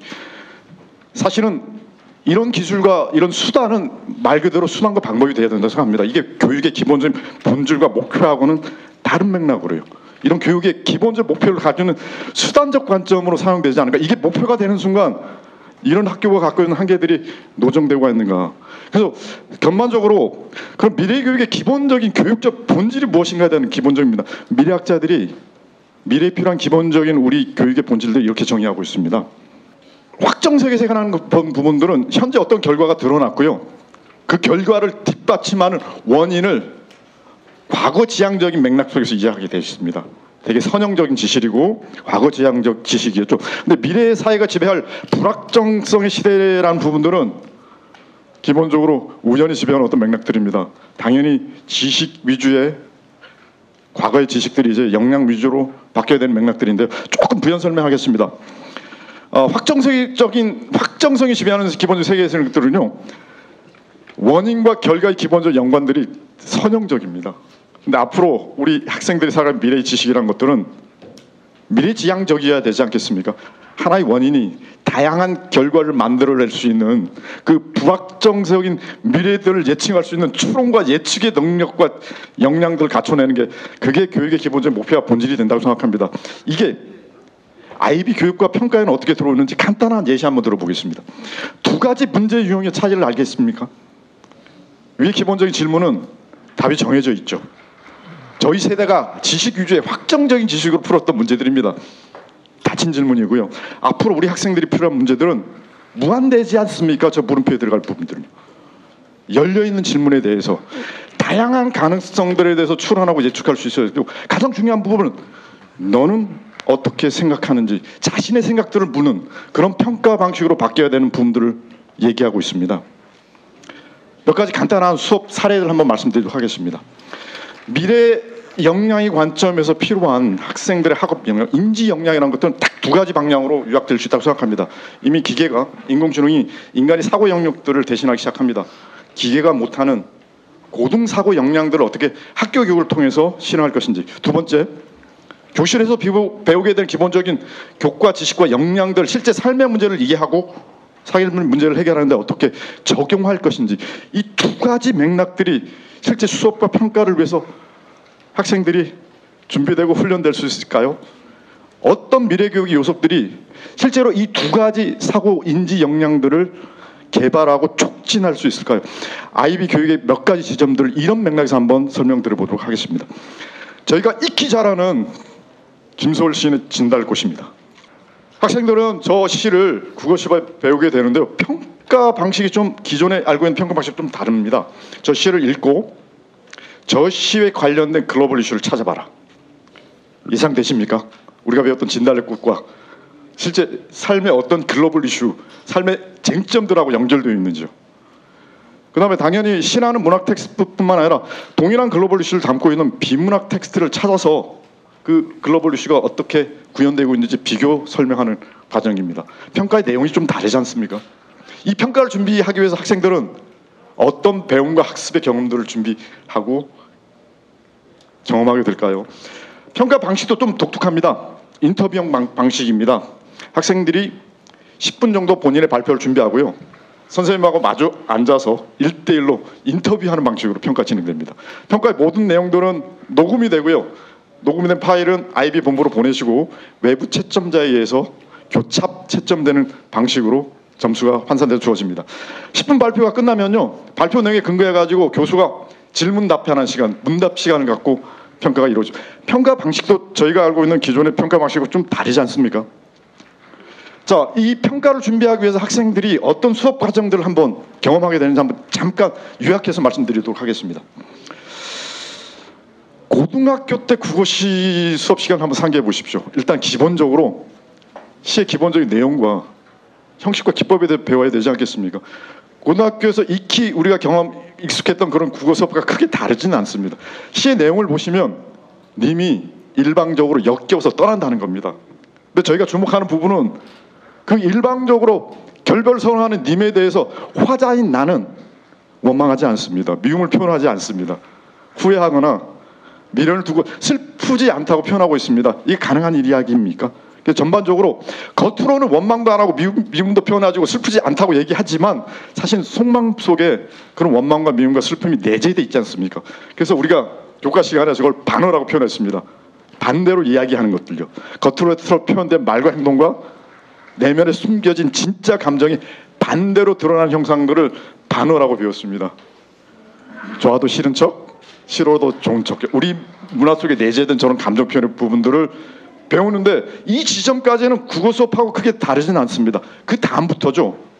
여기서 글로벌 이슈를 찾아내야 됩니다. 어떤 글로벌 이슈들이 이 시의 내용들하고 연결되는지 한번 상상해 보시겠습니까? 자, 이 학생이 기본적으로 저기서 출발합니다. 반어라는 교과 개념을 중심으로 해가지고 아까 말씀드렸죠. 고등 인지 능력들이 어떻게 촉진될 수 있는가. 여기에 교수학습 과정에서 개념이라는 추상적인 사고의 수단들이 들어오기 시작합니다. 개념이라는 사고의 수단을 가지고 이 반어라는 교과 개념에 있는 다양한 의미들을 발견하고 재해석하기 시작합니다. 예를 들면 이런 개념입니다. 반어라는 개념은 조금 하위 개념으로 그 다음에 이것들과 더 추상화된 일반 개념들이 한 7가지가 주어지는데요. 저 7가지 개념들이 하나의 렌즈로 사용합니다. 하나의 프레임으로 사용됩니다. 사실 세상을 이해한다는 것들은 사실은 대상 자체보다도 그 대상을 바라보는 관점, 어떤 렌즈로 바라보느냐에 따라서 저희가 놓쳐 있거나 파악이 안 된 내용들을 재발견하거나 재해석하는 경우가 많은 것 같습니다. 이 학생 같은 경우는 이 7가지 일반적인 개념 렌즈 중에서요, 정체성이라는 개념 렌즈를 통해서 반어란 의미를 재해석하기 시작합니다. 사고가 일어나고 있죠. 재해석이 결과 어떤 부분을 발견하신 줄 아십니까? 여기 등장하는 진달꽃의 기본적인 주제들이 미투라는 글로벌 이슈와 현재적 쟁점하고 연결될 부분들 찾아낸 것 같습니다. 이 연결들이 이해가 되시나요? 진달꽃과 미투라는 사회적 이슈들이 어떻게 연결되고 있는지. 저 학생은 여기 등장하는 화자라는 부분을 여성의 정체성이라는 관점 속에서 비판적으로 읽어냅니다. 여기 등장하는 화자는 남성 차별적인 가부장적 유교 문화에 내재화야 된, 그리고 일방적으로 이별을 통보하고 사전에 동의도 없었습니다. 협의도 없었고요. 일방적으로 통보한 그 이별 상황에 드러난 남성의 차별적 의식들에 대한 비판적인 생각들이 내재화된 그런 순정적이고 복종하는 어떤 전통적인 그런 모습들을 쭉 얘기하고 있습니다. 비문학 텍스트 찾아야 되지 않습니까? 이 포스터에 등장하지 않습니까? 여성은 살림하고 내조하는 전통적인 고정적인 성역할 관념들을 비판적으로 얘기하는 부분들이고요. 수학 간단하게 예를 들어 X값 구할 수 있겠습니까? 계산 절차를 정확히 밟아야 되죠. 틀리면 안 됩니다. 혹은 공식을 적용해야 되죠. 저희가 배운 수학은 이런 과정을 거치게 됩니다. 계산 절차를 잘 지켜야 되고요. 실수하면 틀립니다. 공식도 외워야 되고요. 저희가 배웠던 저희 세대 수학 공부는 이런 사원들이었습니다. 혹시 이거 계산하지 않고 공식을 외우지 않고 해결할 방법은 없습니까? 직관적인 상상력, 수학적 사고력만 가지고요. 한번 보십시오. 12제곱은 가로 세로 12m의 그 노란색 면적이지 않습니까? 13의 제곱은 가로 세로 13인 저 면적, 넓은 면적에서 작은 면을 빼면 남는 영역은 딱 저거. 빨간색은 중복되는 부분입니다. 계산하지 않고 공식을 암기하지 않고도 수학적 문제를 해결할 수 있는 방법들이 있고, 이게 진정한 수학적 공부의 방법들이 아닌가 싶습니다. 공식을 암시하지 않고요. 정말 수학적 사고를 함양하는 그런 교육. 문제 푸는 기술이 아니라 실제 삶의 문제를 이해하고 삶의 문제를 수학적으로 해결하는 문제 해결 능력들을 키우는 그런 방향들로 들어간다고 생각합니다. 수행평가 내용들입니다. 본격적으로 2학년 전에 1학년 부분적으로 IB 수업들 평가하면서 학생이 했던 수행 과정 중에서 저 주제가 굉장히 눈을 띄었습니다. 음료수마다 얼음 모양이 다르다는 그 지점에 주목한 겁니다. 아무도 주목하지 않고 그냥 흘겨내면서 단순한 사실로부터 호기심과 질문으로 출발하는 이 탐구 영역대로 관심을 갖게 되었습니다. 어떤 음료는요 빨리 녹아야 됩니다. 어떤 음료는 빨리 녹게 되면 음료가 묽어져서 맛이 변하지 않겠습니까? 음료마다 얼음 모양이 다른데 이 학생 저 현상에 주목해서 이런 가사를 설정하고 수학적 개념을 적용해서 이런 결정들을 도출해냅니다. IB 가장 특성 중에 하나는 TOK라는 지식 이론을 담고 있다는 부분이죠. 저희는 공부를 하지만 왜 공부하는지는 근본적인 기본적인 질문들을 잘 안 던져봤거든요. 우리가 지식을 배우지만 이 지식이 어떻게 왜 배워지고 활용될 것인지 이런 성찰적 질문들을 안 했던 것 같습니다. 35개 질문이 주어지고요. 이 질문들을 뒷받침하는 현실적인 사례를 통해서 이 질문에 대한 자기 답변들을 요구하는 과정입니다. 3가지 사례가 등장합니다. 자, 이 학생은 지식과 문화에 대한 연관성에 대한 주제를 선택했습니다. 사례로 첫 번째 등급은 저 부분입니다. 탕수육 보이시죠? 스테이크 보이시죠? 여기에서 동양과 서양에 다른 문화적, 지식적 차이를 얘기한 겁니다. 탕수육은요, 요리사가 요리하면서 먹을 사람 그 입장을 고려하는 부분입니다. 타자 중심이죠. 스테이크는 어떻습니까? 어떻게 먹을지, 어디서부터 어떻게 잘라서 먹을지는 먹는 사람이 결정하는 겁니다. 자기 중심이죠. 여기서 이제 집단주의 문화와 개인주의 문화의 차별성들을 보고 있고요. 이 학생이 미술과 건축에 관심이 많습니다. 서양 미술을 보시면 원근법 있지 않습니까? 원근법은 정확하게 나 중심입니다. 1인칭 중심이죠. 개인주의, 여기서 합리주의적인 문화들이 지식들이 구축이 되었고요. 동양화를 보시면 시점이 1인칭이 아니라 3인칭입니다. 드론을 떼어놓고 외부에서 보는 종합적이고 통합적인 시각들을 만나고 있습니다. 공동체 중심적인 지식과 문화들을 구축했던 그 관점들을 표현하고 있고요. 마지막으로 이 학생은 건축에 관심이 많았거든요.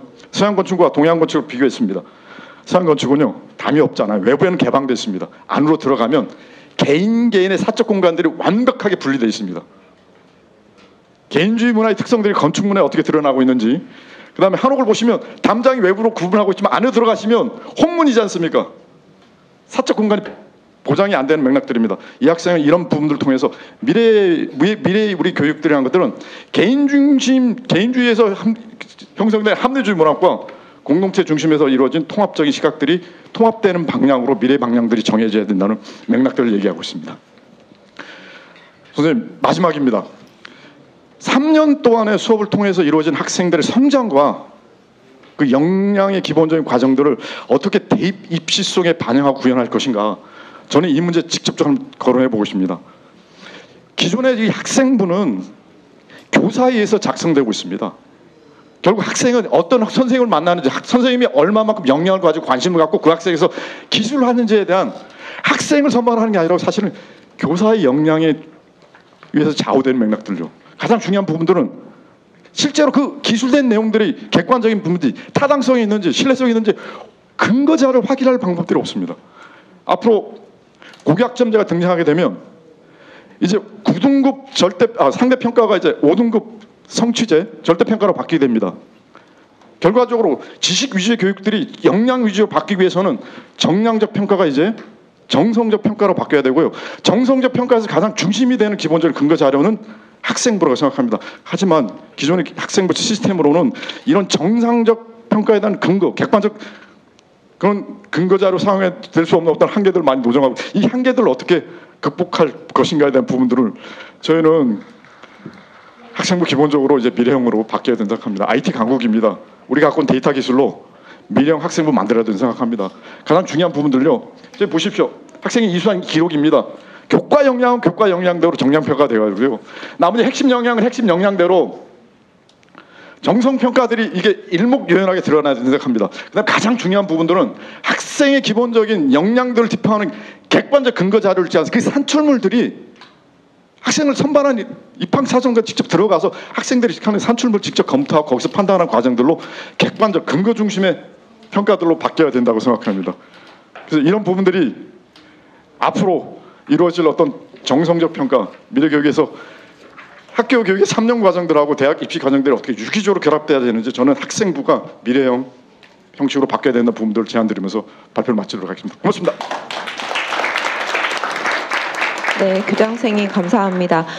말씀해 주신 내용들 가운데서 인상 깊었던 부분들은 교과에서부터 이제 TOK라고 하는 코어 커리큘럼에 해당하는 영역까지 아이비가 어떻게 우리 교육과 다르게 접근을 하는지라는 부분들을 좀 인상 깊게 들었는데요. 특히 그 중에서 개념이라는 이야기를 중간에 해주셨는데 이제 뒤에 이어질 역사과와 수학과 발표에서도 말씀을 해주시겠지만 저는 수학과가 문제풀이 과목이었고 역사과는 암기 과목이었거든요. 그런데 과연 그 해당 교과들의 본질이 뭘까? 우리가 왜 그걸 가르치는 것인가? 이제 국어과, 수학과, 역사과 각각이 왜 배우고 왜 가르치는 것인지를 제대로 인지시켜주는 게 아이비의 교육 방식이 아닌가라는 부분들이 좀 보여졌습니다. 그래서 이제 뒤에 이어질 수학과와 역사과에서 한번 주목해 보시면 좋을 거라고 생각하는 부분이요.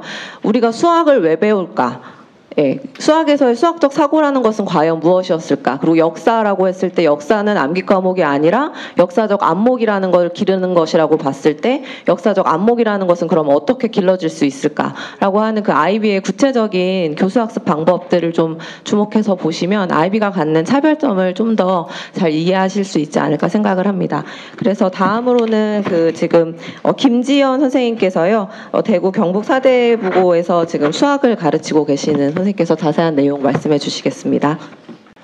네, 안녕하십니까. 경북대 사대부에서 수학을 가르치고 있는 김지현입니다. 반갑습니다. 저는 2019년부터 IB 연수를 이제 시작하게 됐고요. 대구 최초로 아이벤이라는 교육할 수 있는 IB 교육할 수 있는 그런 양성 과정을 처음 시작했고 3년간 연수를 받았습니다. 그래서 2021년에 워크숍 리더라는 그런 자격을 얻게 되었고요. 작년부터는 5월, 11월 IB 평가 채점관으로서 네, 역할을 했습니다. IB 연수를 들으면서 정말 수많은 그런 질문이 오고 갔는데요. 그 중에서 제가 가장 아직까지도 기억에 남는 질문이 바로 이 질문이었습니다. 너희는 역량 중심의 교육을 한다고 했는데 그럼 학교 현장에서는 진짜 이런 역량 중심의 교육을 하고 있는지 어떻게 확인하고 학생들이 역량이 함량되었는지 성장되었는지를 어떻게 확인하느냐 라는 질문을 했을 때 그 IB에서 나온 대답은 굉장히 간단했습니다. 평가를 통해서 확인한다 했습니다. 저는 그때 그 말을 들었을 때 정말 좀 놀랍고 평가로서 그게 확인이 된단 말인가? 라는 그런 의문이 들었습니다. 근데 IB를 공부하면서 보면 정말 IB라는 이 교육과정이 자기들이 하고자 하는 그런 철학과 이 평가를 연결지어서 하고 있구나 라는 확신을 가지고 있었습니다. IB 가이드에 보면 이게 수학과에서 길러야 하는 역량들입니다. 첫 번째가 지식과 이해 역량 길러야 되고요. 그 다음에 문제 해결 역량, 그 다음에 의사소통과 해석 능력, 그 다음에 테크놀로지. 이 테크놀로지라는 것은 공학용 도구를 말합니다. 공학용 도구 활용 능력을 길러야 되고, 그 다음에 추론 능력, 그 다음에 탐구 접근 방식 능력을 키워야 된다라고 IB 가이드에 나와 있습니다.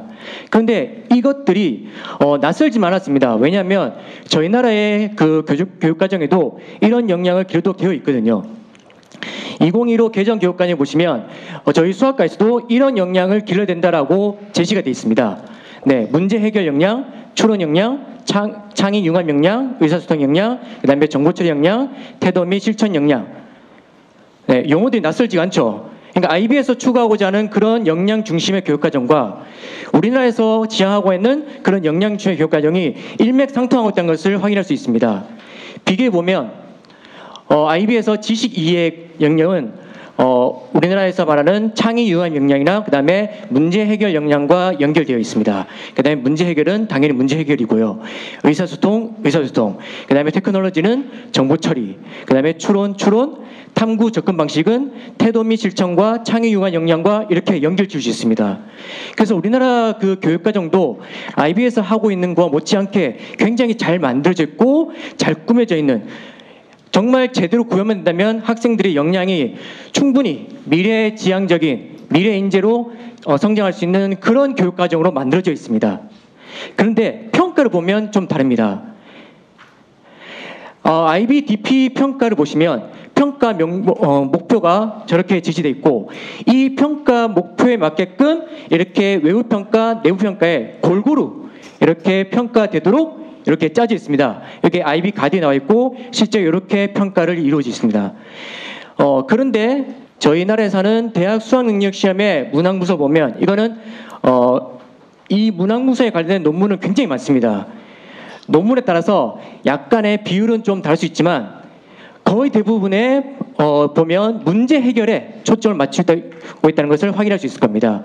그 다음에 추론과 의사소통 문제가 나와 있지만 창의융합이라든지 정보처리, 태도 및 실천에 대한 그런 문제는 전혀 나와 있지 않는 거죠. 근데 이건 어떻게 보면 당연합니다. 왜냐하면 우리나라 교육과정에 짜져 있는 그런 역량과 대학 수학능력평가에서 하고자 하는 평가 역량은 별개거든요. 수학능력시험에서 수학이 평가하고자 하는 것은 계산 능력, 이해 능력, 문제 해결 능력, 추론 능력에만 국한되어 있습니다.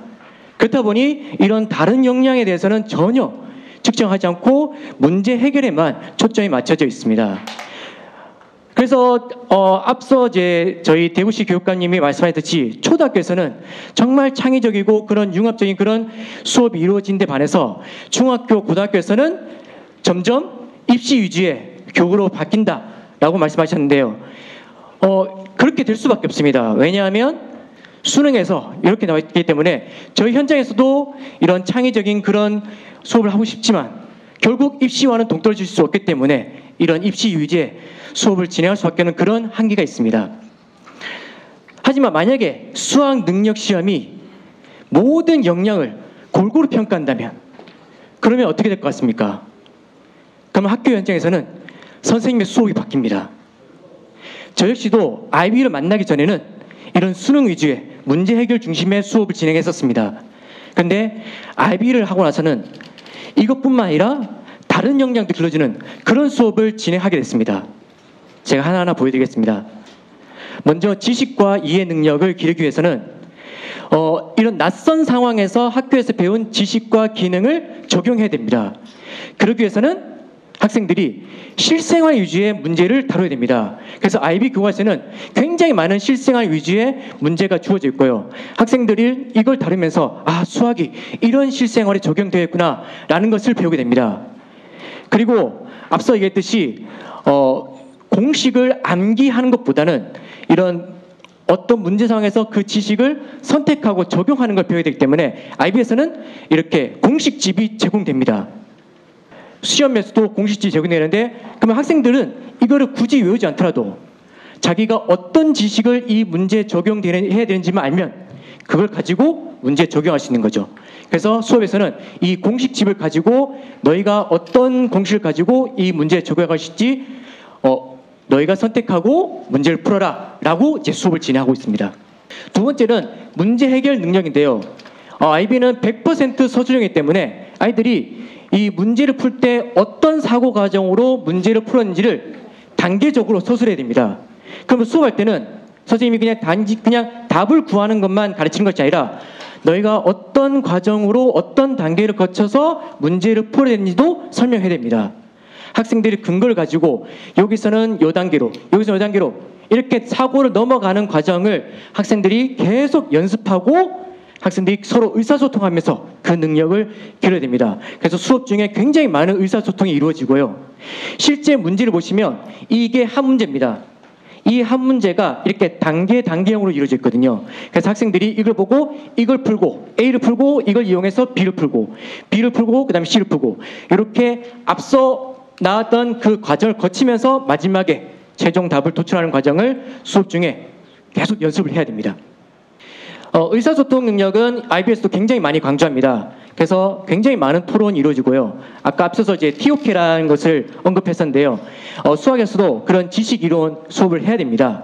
그래서 여기 보면 오른쪽 위에 보시면 제가 수업 중에 했던 지식 이론 수업이었고요. 학생들이 수학과 지식, 수학적 지식이 어떻게 발달했는지, 너의 생각은 무엇인지, 근거는 무엇인지를 가지고 계속적으로 토론해야 됩니다. 그래서 의사소통력은 이렇게 학생들이 자기 생각을 다른 친구한테 얘기하고 또 다른 친구는 그 얘기를 듣고 비판적으로 판단하는 그런 능력도 길러야 되지만 수학에서는 수학적 상황을 수학적으로 해석하는 능력도 의사소통이라고 봅니다. 그래서 이 상황을 표나 그래프로 표현해서 자기들이 이거를 의사소통하고 또 이것을 어떻게 해석하고 분석하는지도 수업 중에 다뤄야 됩니다. 그 다음에 테크놀로지 능력은 이제 공학용 도구인데요. 네, IB에서는 시험에 공학용 계산기를 사용합니다.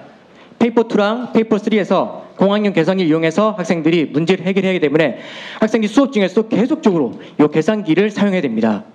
그래서 계산기를 이용해서 자기 실제적 문제 상황에서 문제를 어떻게 풀건지 계속 연습을 해야 되고요. 그러다 보니까 이 문제들이 우리 수능과 다르게 실제 문제와 굉장히 많이 근접해 있습니다.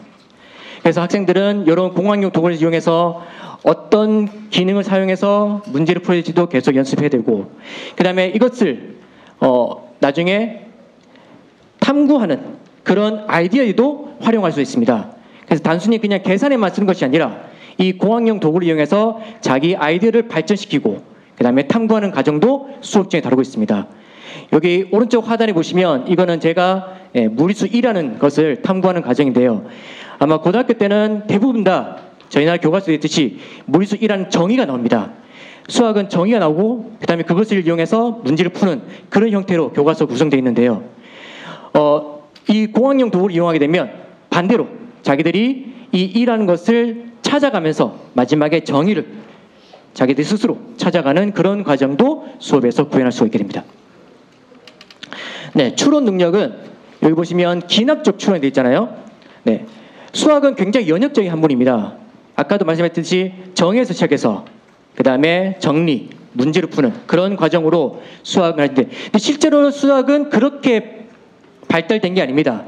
수학자들도 다들 기납적으로 생각하고 그런 여러 가지 과정을 통해서 이렇게 정립된 이론이란 말입니다. 그래서 학생들은 실제로 수학자의 사고 과정을 배우면서 기납적으로 추론하고 나중에 그것을 자기가 규칙성을 발견해서 이 관계성을 파악해 자기가 일반화하고 그 다음에 증명하는 과정까지를 수업 중에 다룹니다. 실제로 페이퍼 3에서는 이렇게 문제가 귀납적으로 나와 있습니다. 네, 문제 잘 안 보일 텐데요. IN이 나와 있고 이 IN에서 I0, I1, I2를 자기가 직접 구한 다음에 그 다음에 IN의 관계를 파악하고 그 다음에 마지막에 증명까지 하는 이 문제 형태가 귀납에서 연역으로 가는 그런 형태로 주어져 있기 때문에 실제 수업에서도 그렇게 가르쳐야 됩니다. 그래서 저는 IB 수업을 하면서 모든 학습지를 전부 다 이렇게 귀납적으로 그렇게 탐구하도록 학습지 형태를 좀 더 바꿨습니다. 마지막으로 탐구 접근 방식인데요. 네, 학생들이 실제 문제 상황에서 모델링을 하고 그 다음에 이 모델링을 검증해서 그 다음에 성찰을 통해서 이 모델을 어디에 다른 교과나 다른 지식에 적용하거나 그 다음에 서로 이걸 확장하는 그런 과정을 수업 중에 다뤄야 되고, 이거는 내부 평가에서 나옵니다. 그래서 학생들이 이런 12페이지에서 20페이지 정도 분량의 보고서를 작성해야 되고요. 학생들이 보고서를 그냥 쓰라가 아니라 수업 중에도 이 보고서를 어떻게 작성해야 되는지, 서론, 본론, 결론에 어떻게 너희가 그 사고 과정을 담아야 될지도 수업 중에 다뤄야 됩니다. 네, 그래서 이런 모든 역량을 학생들에게 다 평가하기 때문에 수업 중에서도 실제로 그런 역량을 기르는 수업이 진행될 수밖에 없고요. 네, 우리나라에서도 이런 학생들 모든 역량이 골고루 평가되길 기대합니다. 감사합니다.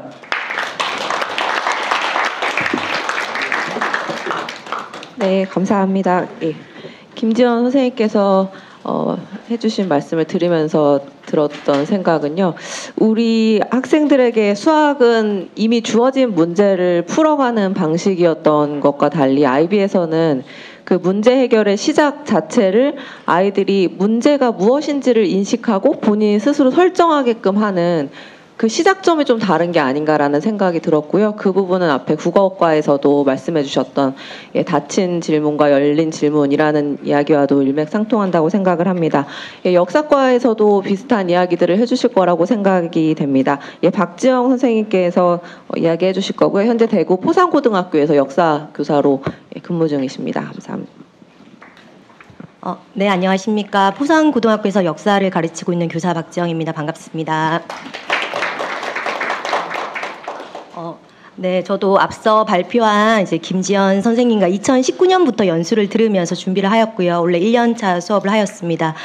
처음에 IB를 접했을 때 상당히 놀랐던 기억이 납니다. 좀 문항의 수준이 상당하고 저희 어떤 교육과정에 해당되는 가이드 문서라고 있는데 거기 어떤 아이들의 역사적 사고를 좀 증진할 수 있는 전략들이 굉장히 잘 나와 있다는 생각이 들더라고요. 그래서 좀 기대도 되고 하면 좋겠다라는 막연한 생각이 들었는데 다행히 1년 해보니 조금 그러한 기대감이 현실화되고 있다라는 느낌을 듭니다. 그래서 좀 힘들지 않다면 거짓말인데요. 그래도 제가 좀 IB를 해나가는 동력은 좀 IB가 학생들의 어떤 역량을 기르는데 아주 도움이 되는 프로그램이라고 생각을 합니다. 그래서 오늘 이런 자리를 통해서 조금 이 프로그램이 좋다라는 거, 그 다음에 지금 좀 공교육 안에서 어렵게 실천하고 있는 어떤 교사나 학생들의 그런 실천과 성장, 노력들이 잘 전달되면 좋겠습니다. 네, 이제 본격적으로 발표 시작하겠습니다. 네, 2021학년도 수능 3개사고요. 2019년 5월 IBDP 외부평가 문항입니다. 내용 요소는 동일하게 히틀러의 그 독일과 무솔리니의 이탈리아를 다루고 있습니다. 시간 관계상 발문만 있도록 하겠습니다. 17번 밑줄침 점령 이후에 발생한 사실로 옳은 것만을 보기에서 고른 것은 그 다음에 그 외부평가 페이퍼 1 문항인데 요거는 이제 그 사료집이 나가고요. 4개의 문항이 세트로 된 문항입니다. 그래서 저희가 흔히 아는 그 블룸의 교육 목표, 그 지식 이해에서 종합 평가까지로 이렇게 나가는 문항이거든요. 첫 번째 문항의 9번에 B 보면 자료는 영국과 독일 관계에 대해서 무엇을 이야기하고 있는가. 그다음 최종적인 문항은 자료들과 자신의 지식을 활용하여 독일의 침략에 대한 국제적 대응의 효과에 대해 논의하여라. 이렇게 나오고 있습니다. 네, 딱 보시면 아시겠지만 수능 문항은 역사 지식을 기억해서 연결하는 정도를 요구하고 있습니다. IB는 제일 낮은 수준이 어떤 자료를 이해한 바를 학생이 스스로 표현하게 하고요. 제일 높은 수준은 이해하고 분석하고 평가해서 이것들을 종합하여 나름의 글을 적도록 하는 것입니다. 예, 보다 높은 타당한 수준의 어떤 영역을 평가하고 있음을 알 수 있습니다. 수능을 대비한 학생들에게 가장 좋고 효율적인 방법은 그대로 암기하는 것입니다. 네, 근데 그 IB에서도 역사 지식을 굉장히 중요시 여깁니다. 예, 하지만 이제 거기에 머물러서는 안 된다고 생각을 하고요. 좀 지식을 활용하고 또는 좀 나가서는 지식을 생성할 수까지 있는 그런 단계로까지 가는 것이 역사 교육의 목표가 되어야 한다고 생각은 합니다. 예, 물론 이제 수능을 보완하기 위한 장치로 좀 학교 수업이 많이 개선되고 있지만 좀 상대 평가의 한계가 있습니다. 지필 평가도 역시 성다형 문항이고요. 그 수행 평가 역시 상대 평가로 처리되기 때문에 이 공정한 평가 등으로 여러 어려움이 있는 것이 사실입니다. 네, 반면에 아까 이혜정 소장님도 말씀하셨지만은 저도 뭐 이런 생각을 합니다. 내가 IB식 입시 교육을 하고 있는 것이 아닌가. 근데 이 문항을 봤을 때 타당도가 굉장히 높기 때문에 그 의미가 다르다 이렇게 말씀드릴 수 있고요. 이러한 문항들이 저희 아이들이 최종적으로 풀 수 있는 도착적이면서 어떤 2년간 학습을 유도하는 그런 장치로서 역할을 하게 됩니다. 네, 그렇다면 제가 실제로 많이 받는 질문인데 어떻게 아이들이 저런 문제를 이렇게 풀어내냐 해서 이제 다음 내용들은 그 질문에 대한 답이 될 수 있을 것 같습니다. 예, 왼쪽은 우리나라의 세계사 교육과정이고요. 2015 교육과정입니다. 오른쪽은 저희 지금 대구교육청은 세계교에서 이제 동일한 교육과정을 선정하였는데요. 그 세계학교의 역사 교육과정이 나오고 있습니다. 그래서 우리나라의 세계사 교육과정은 뭐 인류의 출현, 문명의 발생부터 해서 21세기의 세계를 통사로 다루고 있고요. IB에서는 어떤 교사나 학생의 요구와 흥미에 따라서 내용 요소를 선정할 수 있도록 하였습니다. 그래서 저희 대구교육청 세계학교는 20세기, 21세기 역사를 선정을 하였습니다. 이거를 이렇게 시간을 대비하면 우리나라 세계사가 1년간 3단이라면 약 100차시 정도 수업을 하게 되고요. 그 다음에 IB 역사는 그 SL이 150시간, 그다음에 HL이 240시간을 하니까 1, 2차 세계대전만을 비교했을 때 2015는 1, 2차 세계대전을 보통 한 10시간 정도 수업을 하게 된다면 저희 IBDP 역사에서는 1, 2차 대전을 한 30에서 한 40시간까지 수업을 할 수 있게 됩니다. 그래서 조금 충분히 어떤 시간을 확보해서 깊이 있게 어떤 수업이 설계될 수 있고요. 학생들에게도 충분히 탐구하고 어떤 성찰할, 숙고할 기회를 주는 그런 시스템을 갖추고 있습니다.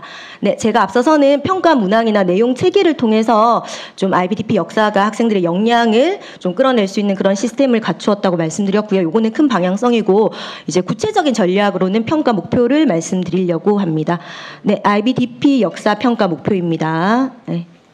네, 아까 말씀드린 블룸의 그 교육 목표 정의적 영역 목표를 그대로 가지고 와서 그 역사 교육으로 변환시켜서 각 항목별로 한 3-4개의 그 내용 요소를 제시하고 있습니다. 읽어보시면 아시겠지만 굉장히 구체적이고 명시적입니다. 반면에 우리나라 그 오른쪽 상단에 우리나라 역사과 핵심 역량이 나와 있는데요. 그 역사 IB 역사 평가 목표와 굉장히 동일하지만은 그 교육과정 문서에 보면 역량의 의미를 나열하는 데 그치고 있습니다. 네, 뭐 최근에 교육과정 대강화가 추세이긴 하지만 어떤 학생들의 역량을 기르기 위한 최소한의 가이드라인은 교육과정에 제시되는 것이 중요하다고 생각을 하거든요. 그런 점에서 이 평가 목표가 큰 역할을 하고 있다고 말씀을 드리겠습니다.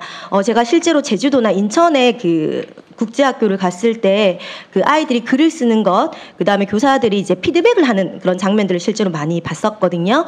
피드백의 양과 질이 중요하다고 생각합니다. 아까 양은 어떤 뭐 수업 시수나 담당 학생 수 이런 걸로부터 비롯되지만 질은 어떤 좀 타당하고 전문적인 평가 목표로부터 나온다고 생각을 하는데요. 이 평가 목표가 그러한 역할을 한다고 생각을 합니다. 다음은 평가 목표와 평가 과제를 연결한 것입니다. 제일 처음에 제가 이제 보여드렸던 문항이 페이퍼 1인데요. 어떤 이 단계, 어떤 역사의 단계와 어떤 역사가의 탐구 과정이 그대로 문항으로 잘 제시되어 있습니다. 그래서 이제 1번에서 자료를 이해해서 이제 탐구를 시작하고요. 2번, 3번에서는 자료를 비교하거나 자료의 어떤 가치나 한계를 판단하면서 어떤 지식이 깊어집니다. 그 다음에 최종적으로 마지막 문제에서는 이러한 지식들을 잘 적용해서 어떤 논쟁적인 어떤 역사가의 일반화에 대한 답변을 매우 타당하고 논리적으로 답변을 구성할 수 있어야 합니다. 다음으로 평가 목표에 따른 수업 사례를 말씀드리려고 합니다. 제가 이해한 바로는 IBDP 역사에서 특정한 수업 모형을 제한하거나 수업 방법에 제한을 두지는 않습니다. 그래서 제가 말씀드리는 수업 사례는 그냥 제가 일반적으로 각 단계별로 많이 사용하였던 수업 형태가 되겠습니다. 수업의 큰 틀은 외부 평가 형태의 발문으로 구성된 학습지를 제작해서 학생들과 수업을 하고요. 천천히 단계별로 그 과정을 여러 차례 반복을 하고 학생들에게 앞선 평가 목표나 그다음 문항별로 타당한 어떤 세부적인 피드백 기준을 만들어서 어떤 가능하면 여러 차례 피드백을 주고자 합니다. 네, 먼저 지식과 이해입니다. 그 연표나 보통 사료 학습을 실시를 하고요. 이런 연표나 사료 학습을 통해서 역사 지식이나 맥락을 이해하고 확인하고요. 그다음에 좀 사료를 탐구하기 시작하면서 어떤 역사가의 어떤 탐구처럼 탐구 활동에 집중하게 시작하도록 만듭니다. 네, 그 다음에 이제 적용과 분석의 적용입니다. 여기서는 제 나름으로는 문제 해결 학습이나 개념 기반 학습들을 좀 많이 실시하였다고 생각합니다. 앞서 습득한 지식이나 이해를 활용해서 어떤 역사적 문제를 탐구함에 있어서 자신의 주장을 수립해 나가기 시작합니다. 그때 주장과 논거를 어떤 지식이나 이해를 바탕으로 이제 그 논거를 이렇게 세울 수가 있습니다. 네. 예를 들어서 스페인 내전에 대한 수업을 하였는데요. 스페인 내전에 뭐 영국, 프랑스, 독일, 이탈리아 여러 나라들이 개입을 했었습니다. 그래서 그 나라들이 왜 개입을 했는지를 찾은 다음에 이제 공통적인 개념을 추출했었습니다. 국익 때문에 그 나라들이 스페인 내전에 개입했구나. 그래서 스페인 내전의 피해가 그렇게 컸고 스페인 국민들이 고통을 받았구나. 그러면 우리가 어떤 내전이 발생했을 때 국익이 아니라 다른 관점으로 접근을 해야겠다. 그래서 이런 것들이 어떤 뭐 반전이나 평화 교육으로 이루어질 수 있도록 그렇게 수업을 설계하였습니다. 네, 적용과 분석의 분석입니다. 여기도 보통 사료 학습을 실시하였는데요. 앞선 사료 학습은 단순히 사료 안에 있는 정보를 읽어내는 것이라면 이 단계에서는 어떤 특정 주제에 대한 두 가지의 사료를 비교하게 됩니다. 그래서 정확히 말씀드리면 사료의 관점이나 견해를 비교하게 되는 것인데요.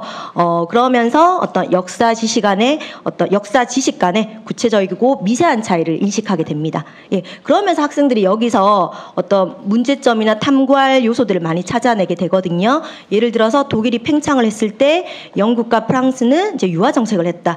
영국은 적극적으로 유화를 했지만 프랑스는 어떤 영국의 유화에 끌려갈 수밖에 없었다. 그러면 왜 영국과 프랑스의 입장이 달랐을까? 그래서 그 둘의 차이를 인식하면서 또 다른 탐구로, 또 다른 지식으로 이어지게 되는 것입니다. 네, 종합과 평가의 평가입니다. 여기도 앞선 분석처럼 어떤 역사 자료를 평가하는 것인데요. OPCBL이라는 요게 그대로 페이퍼 1에 문항이 되면서 하나의 학습 형태입니다. 어떤 자료의 기원, 목적, 내용을 가지고 자료의 가치와 한계를 분석하는 것입니다. 실제 저희 학생들이 여기서 굉장히 어려움을 겪었는데요. 그냥 아이들이 지식을 빨리 습득하고 그냥 지식을 그대로 수용하려고 하다 보니까 조금 지식을 상다해서 그거를 이제 평가하는 것에 있어서 굉장히 조금 어려움을 많이 겪었는데, 요거를 많이 훈련한 다음부터는 아이들이 굉장히 우리가 흔히 역사가 얘기하는 그 사료 비판 과정인데 굉장히 잘 수행을 하고 있습니다. 예를 들어서 그 영국이 유아 정책을 했을 때 영국 의회에서 어떤 연설했던 연설문을 분석하면서 거기는 유아 정책이 최선의 정책이라고 얘기를 하지만 그게 정말 최선이었을까? 최선이 아니었는데 왜 영국은 그러한 유아 정책을 선택할 수밖에 없었을까? 어떤 그 자료의 가치와 한계를 분석하면서 지식의 깊이가 깊어지고 또 다른 탐구로 이어지게 되는 것입니다. 네, 종합과 평가의 종합입니다. 여기서는 보통 토론 학습을 실시하였는데요. 저의 이전의 토론 학습은 찬반이나 조금 우열에 초점을 맞추었다면 IB에서 토론 학습들은 앞에 분석이나 평가와 관련해서 각 관점이 나오게 된 배경이나 맥락을 이해하는 것 또는 서로 생각의 차이점을 찾는 것에 주안점을 두고 토론을 설계하였습니다. 또 토론은 과정이고요. 토론이 끝난 다음에는 이러한 내용들을 종합하여 각자 개인적으로 글을 작성하는 것으로 활동을 마무리하였습니다. 네, 이렇게 쭉 보시면 아시겠지만 우리가 흔히 역사과에서 탐구 수업을 할 때 어떤 수업의 형태로 디자인되는 어떤 읽고 또 토론하고 쓰는 그런 체계의 수업을 실시하였습니다. 최종적으로는 페이퍼 1, 2, 3 형태의 에세이를 작성하거나 또는 어떤 자신의 진로나 어떤 자신이 궁금한 점을 탐구하는 내부 평가를 이제 수행 평가 형태로 이제 작성을 하면서 학생이 나름의 역사 지식을 생산해 보고자 하였습니다. 그래서 그 왼쪽은 외부 평가 형태의 에세이인데요. 지금 저희 학교에는 그 IB 수업을 하면서 역사 선생님이 한 분 더 오셔서 이 둘간의 나름 어떤 표준화 작업을 통해서 채점을 하고자 했고, 채점이 끝나면 이제 거기에 점수를 안내하는 것에 그치지 않고 아주 논평을 하는, 전체적으로 피드백을 하고 또 개별적으로 피드백을 하는 그런 시간을 꼭 가지도록 하였습니다. 네, IB 과목들은 현재 진로 선택 과목으로서 성적 표기는 A, B, C로 이루어지고 있고요. 그 다음에 과목 세특에 다음과 같이 기록하였습니다. 요거는 한 학생의 기록인데, 저희가 지금 IB는 2년간의 과정이지만 이게 우리나라 교육 시스템으로 들어오면서 이제 4개 학기로 되어서 왼쪽이 1학기, 그 다음에 오른쪽이 바로 2학기의 그 세특 기록입니다. 둘 다 형태는 토론 학습이었는데 1학기에는 그냥 제가 제공하는 자료들을 잘 활용하는 정도에 그쳤다면 2학기에는 조금 더 나아가서 어떤 상대의 의견을 반박도 잘하고 유효한 근거가 되는 자료를 잘 찾아왔더라고요. 그래서 제가 이제 그 이유를 찾아보니까 OPCBL 학습을 잘 활용했던 것 같습니다. 그 상대방이 그 선전 포스터를 제공하니까 저 포스터를 봤다고 정말 대중들이 현혹당했을까, 호도됐을까, 그렇지 않을 것 같다. 어떤 대중의 실제적 모습을 볼 수 있는 자료를 가지고 와야 될 것 같다 해서 어떤 그 독일에서 생산하는 홀로코스트 백과사전에 들어가서 어떤 독일의 대중들이 홀로코스트를 방관하거나 좀 더 직접적으로 행동한 자료들을 찾아와서 어떤 토론에 참여하는 모습을 보여줘서 그 모습이 인상적이어서 제가 잘 이렇게 기록을 해보았습니다. 뭐 반박을 잘했다, 토론을 잘했다 이것이 아니라 어떤 OPCBL을 통해서 역사가 정말 그랬는지, 역사 사실의 어떤 원형을 탐구하려는 그런 역사가들의 모습이 보여서 그걸 학생부에 기록하였습니다. 네, 마무리하고자 합니다. 그 샘 와인버그라는 아주 유명한 역사 교육을 연구하는 학자가 있는데요. 그분의 연구 중에 이런 연구가 있습니다. 그 어떤 특정 주제를 연구할 때 이 특정 주제를 잘 아는 학생과 이 주제를 모르지만, 그러니까 다른 시대라서 이 주제를 모르는 역사가 중에 누가 더 연구를 잘할까? 당연히 후자인 역사가 연구를 잘했다고 합니다. 왜냐하면 자기 전공 시대를 깊이 있게 어떤 탐구한 경험을 가지고 있었기 때문이라고 합니다. 네, 제가 그 IBDP 역사 수업에서 추구한 바도 그러합니다.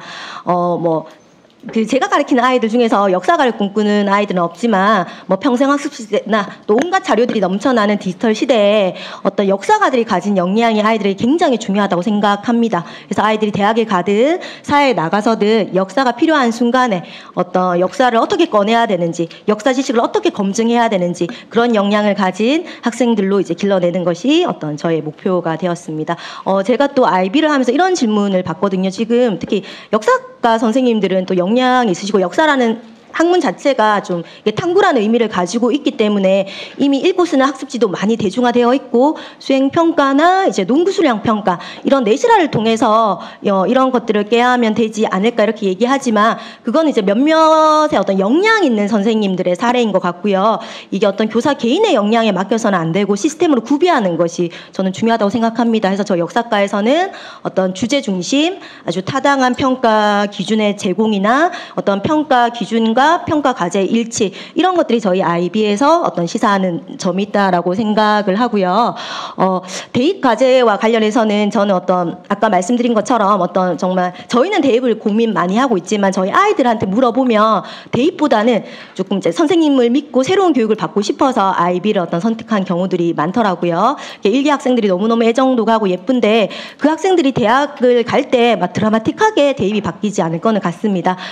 근데 저도 이제 입사관들이 어떻게 학생부를 평가하시는지는 모르겠지만 저희 IB는 일단 학기는 아니고 학년별로 이렇게 과정이 지속되고 있거든요. 그래서 저희 아이들이 생기부를 볼 때는 조금 IB의 특성을 고려해서 그런 점들을 좀 읽어주면 좋지 않을까 싶고요. 아까 그 교수님 발표도 나왔는데 저는 지금 개인과 사회라 그래서 그 역사 과목은 한국어화 돼서 아이들이 있는데 개인과 사회 또 다양한 좋은 과목들이 많거든요. 또 이제 좀 다양한 과목들이 한국어화가 돼서 조금 아이들이 좀 더 진로 역량을 기를 수 있는 그런 기회가 제공되면 좋겠습니다. 네, 이상으로 발표 마치겠습니다.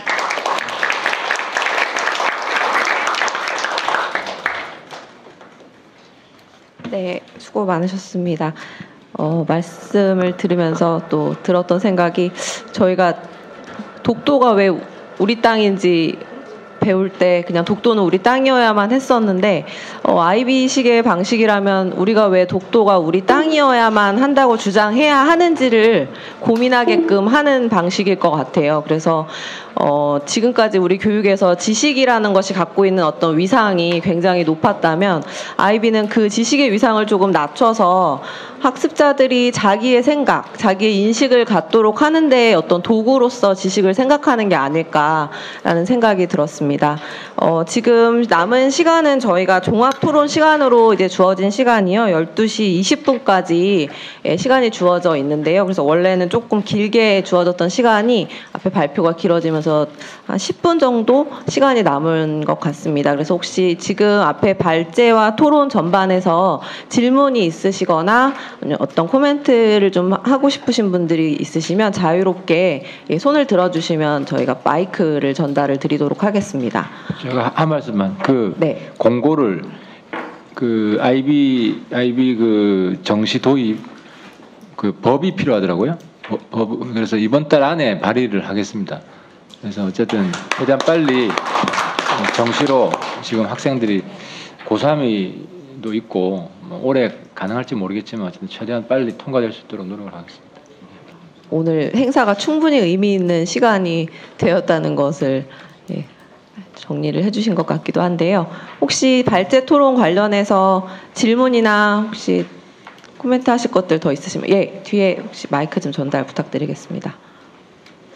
안녕하십니까. 저는 IB 공교육연구소라고 네이버 카페에서 일반 지금 전국에 계신 그 일반 선생님들께서 만드시고 또 운영하시고 거기에 이제 학부모님들과 다른 사교육 선생님들까지도 저희가 가입하여서 연구를 진행하고 있는 네이버 카페 연구위원인데요.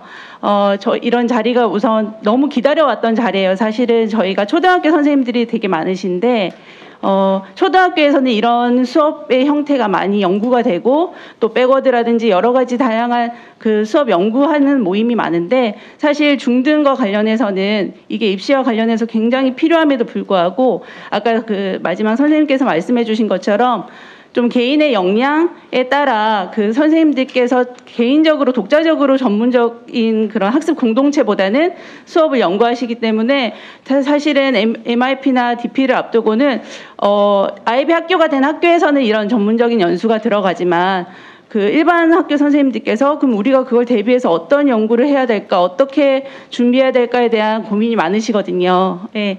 그래서 저희가 지금 아이백이라든지 아니면 개인적으로 그 IB 컨설팅 하시는 분을 초청해서 저희가 사비로 막 이렇게 주말마다 방학 때 연구를 많이 하고 있어요. 근데 앞으로 이런 것들이 시스템화되려면 법이나 제도적인 측면에서도 그리고 당장 이제 교육청에서 이런 중등교사 물론 초등도 포함해서 일반 아이비 학교가 아니지만 이걸 준비하고자 하는 그 선생님들을 위해서 어떤 제도적인 지원을 구체적으로 마련해 주시면 좋을 것 같다는 말씀을 오늘 많은 선생님들 대표해서 하러 여기 왔습니다. 오늘 너무 감사하고 토론에 이렇게 많은 분들이 이렇게 참여해 주신다는 것 자체가 되게 의의 있어서 저희 가서 그 카페 연구위원들 선생님들께 전부 다 공유하도록 하겠습니다. 감사합니다. 혹시 관련해서 발제자분이나 토론자분께서 좀 이야기해 주실 분들 계실까요? 예, 사실은 아이비를 도입하는 것에 대한 목표나 기대 효과의 가장 큰 수혜자는 아이비 학교의 구성원들뿐만이 아니라 아이비를 안 하는 훨씬 더 많은 숫자의 학생들과 교사들에게도 이게 영향을 미칠 수 있어야 되잖아요. 그래서 이제 아까 말씀드린 게 결국은 이런 평가를 할 수 있는 우리 교사들의 역량을 키우는 것이 중요한데, 그러려면 국민들의 정서가 객관식 선다용만이 가장 공정하다는 그 프레임에서 좀 벗어날 필요가 있는데, 지난 몇 년 동안 우리가 정시수시 비율 가지고 계속 공론화하면서 이제 논쟁을 벌였잖아요. 그래서 점차적으로 지금 아이비 학교들에서는 이렇게 정성평가를 하는데도 이게 될까 싶었는데 되네. 그다음에 학부모와 학생들도 이게 내 아이가 다니는 학교가 아닌 학교를 다니는 옆에 집 아이가 공립학교인데 무상으로 받는데, 근데 내 아이가 다니는 학원을 안 다니고 내 아이가 푸는 문제집을 안 풀고 내 아이가 보는 시험 문제를 안 보고 그러는데도 대학을 잘 갈 수 있네, 그리고 학교를 즐겁게 다니네, 이런 어떤 사례들이 나오기 시작해야 되는 게 굉장히 중요한 것 같습니다. 그러기 위해서는 아이비 학생들에게 형평에 어긋나게 그렇게 이제 대입에 불리게 되는 그런 요소들을 좀 없애줘야 되지 않을까, 그런 얘기들이 지금 오늘 토론회의 주제인 것 같습니다. 앞으로 모두 다 긍정적으로 이렇게 힘을 모아서 나아가야 할 방향이라고 생각합니다. 감사합니다. 네, 또 혹시 질문, 코멘트 하실 분? 네, 이쪽에 마이크 좀. 네, 반갑습니다. 부산에 있는 동명대학교에서 오늘 총장님과 함께 열심히 공부 한번 해보려고 참여를 했습니다. 지금까지 오늘 쭉 말씀해 주셨던 아이비 교육에 대한 어떤 목표나 계획, 과정, 평가의 영역들에 굉장히 공감을 하고 있고, 이런 교육들이 초, 중, 고, 대학으로의 어떤 과정까지가 굉장히 조금 잘 연결이 되면 좋겠다라는 생각을 하고 있습니다. 그런데 이 과정에서 조금 이제 고민되는 부분들은, 어쨌든 저희가 평가의 영역이 굉장히 중요한 영역이고, 평가에는 지금 현재의 시스템 상으로는 많은 비용이 드는 어떤 측면도 있고, 또 평가의 과정에서 어떤 단계들의 과정에서도 생겨나는 인력에 대한 부분, 또 어떤 그 과정에서의 기간의 어떤 소요가 되는 부분들, 이런 것들을 조금 고민을 할 수 있는 고민이 좀 필요한 영역이라는 생각이 드는데, 예를 들면 저희가 아이들이 초중고를 잘 넘어와서 대학에서 아이비와 관련한 영역에서의 교육 과정을 하고 이 아이들을 평가하는 이제 교수자로서 입장에서 한 가지 염려되는 부분은, 예를 들면 이제 저희가 평가 체계에서 예를 들어 2 또는 3 이상의 평가의 체제에 대한 매뉴얼을 만든다 하더라도 그 매뉴얼 자체가 오히려 아이들의 어떤 개별적인 욕구나 또는 어떤 독창성 또는 창의에 대한 부분들을 또 혹여나 또 거스르는 부분들이 아닌가 하는 거에 대한 염려가 조금 되는 부분도 있습니다. 그래서 이런 부분들에 대한 것 또한 좀 고민을 함께 해봐 주시고, 또 대학에서 이런 체제들을 통해서 아이들을 평가를 한다면 좀 더 현실적인 방안에 대한 것들이 또 뭐가 있을까에 대한 어떤 의견들을 내주시면 훨씬 더 대학에서도 좀 적용할 수 있는 방안들을 고민해 볼 수 있을 것 같습니다. 네, 오늘 발표와 토론 감사드립니다. 오늘 이제 아이비를 주제로 해가지고 이런 모임을 갖습니다만은, 저는 크게 좁게 어떤 그 아이비의 그 한정된 이런 토론보다는 좀 큰 틀에서 우리 교육이 어디로 가는 게 맞는 건지, 그러다 보니까 거기에 대한 답을 찾는 것 중에 하나가 아이비다, 이렇게 바라보시는 게 맞지 않을까. 아시겠지만은 우리 산업사회 교육은 이 동질화 교육이잖아요. 똑같은 교육을 시키고 평균을 내서 비교를 해서 상위 있는 아이들에게 혜택을 주면은 국민들이 다 받아들이는 이런 거였다 그러면은, 지금 교육은 그런 동질화 교육 가지고 경쟁력을 얻기가 힘든 시대가 되어졌거든요. 그래서 이제 개별화가 되어진 것이고, 그동안에 우리가 이 학교급을 초중고로 나누어 가지고 교육을 시켰던 것은 이 완성 교육이라는 이런 생각. 그 말은 중학교를 교육을 받으면은 중등 수준의 어떤 교육이 완성되고, 고등학교는 또 완성되고, 대학은 대학대로 완성되고, 서울대학교를 다니면은 이런 수준의 기대가 충족이 되고, 이렇게 생각했는데, 지금은 그런 완성이라는 게 이제 의미가 없다.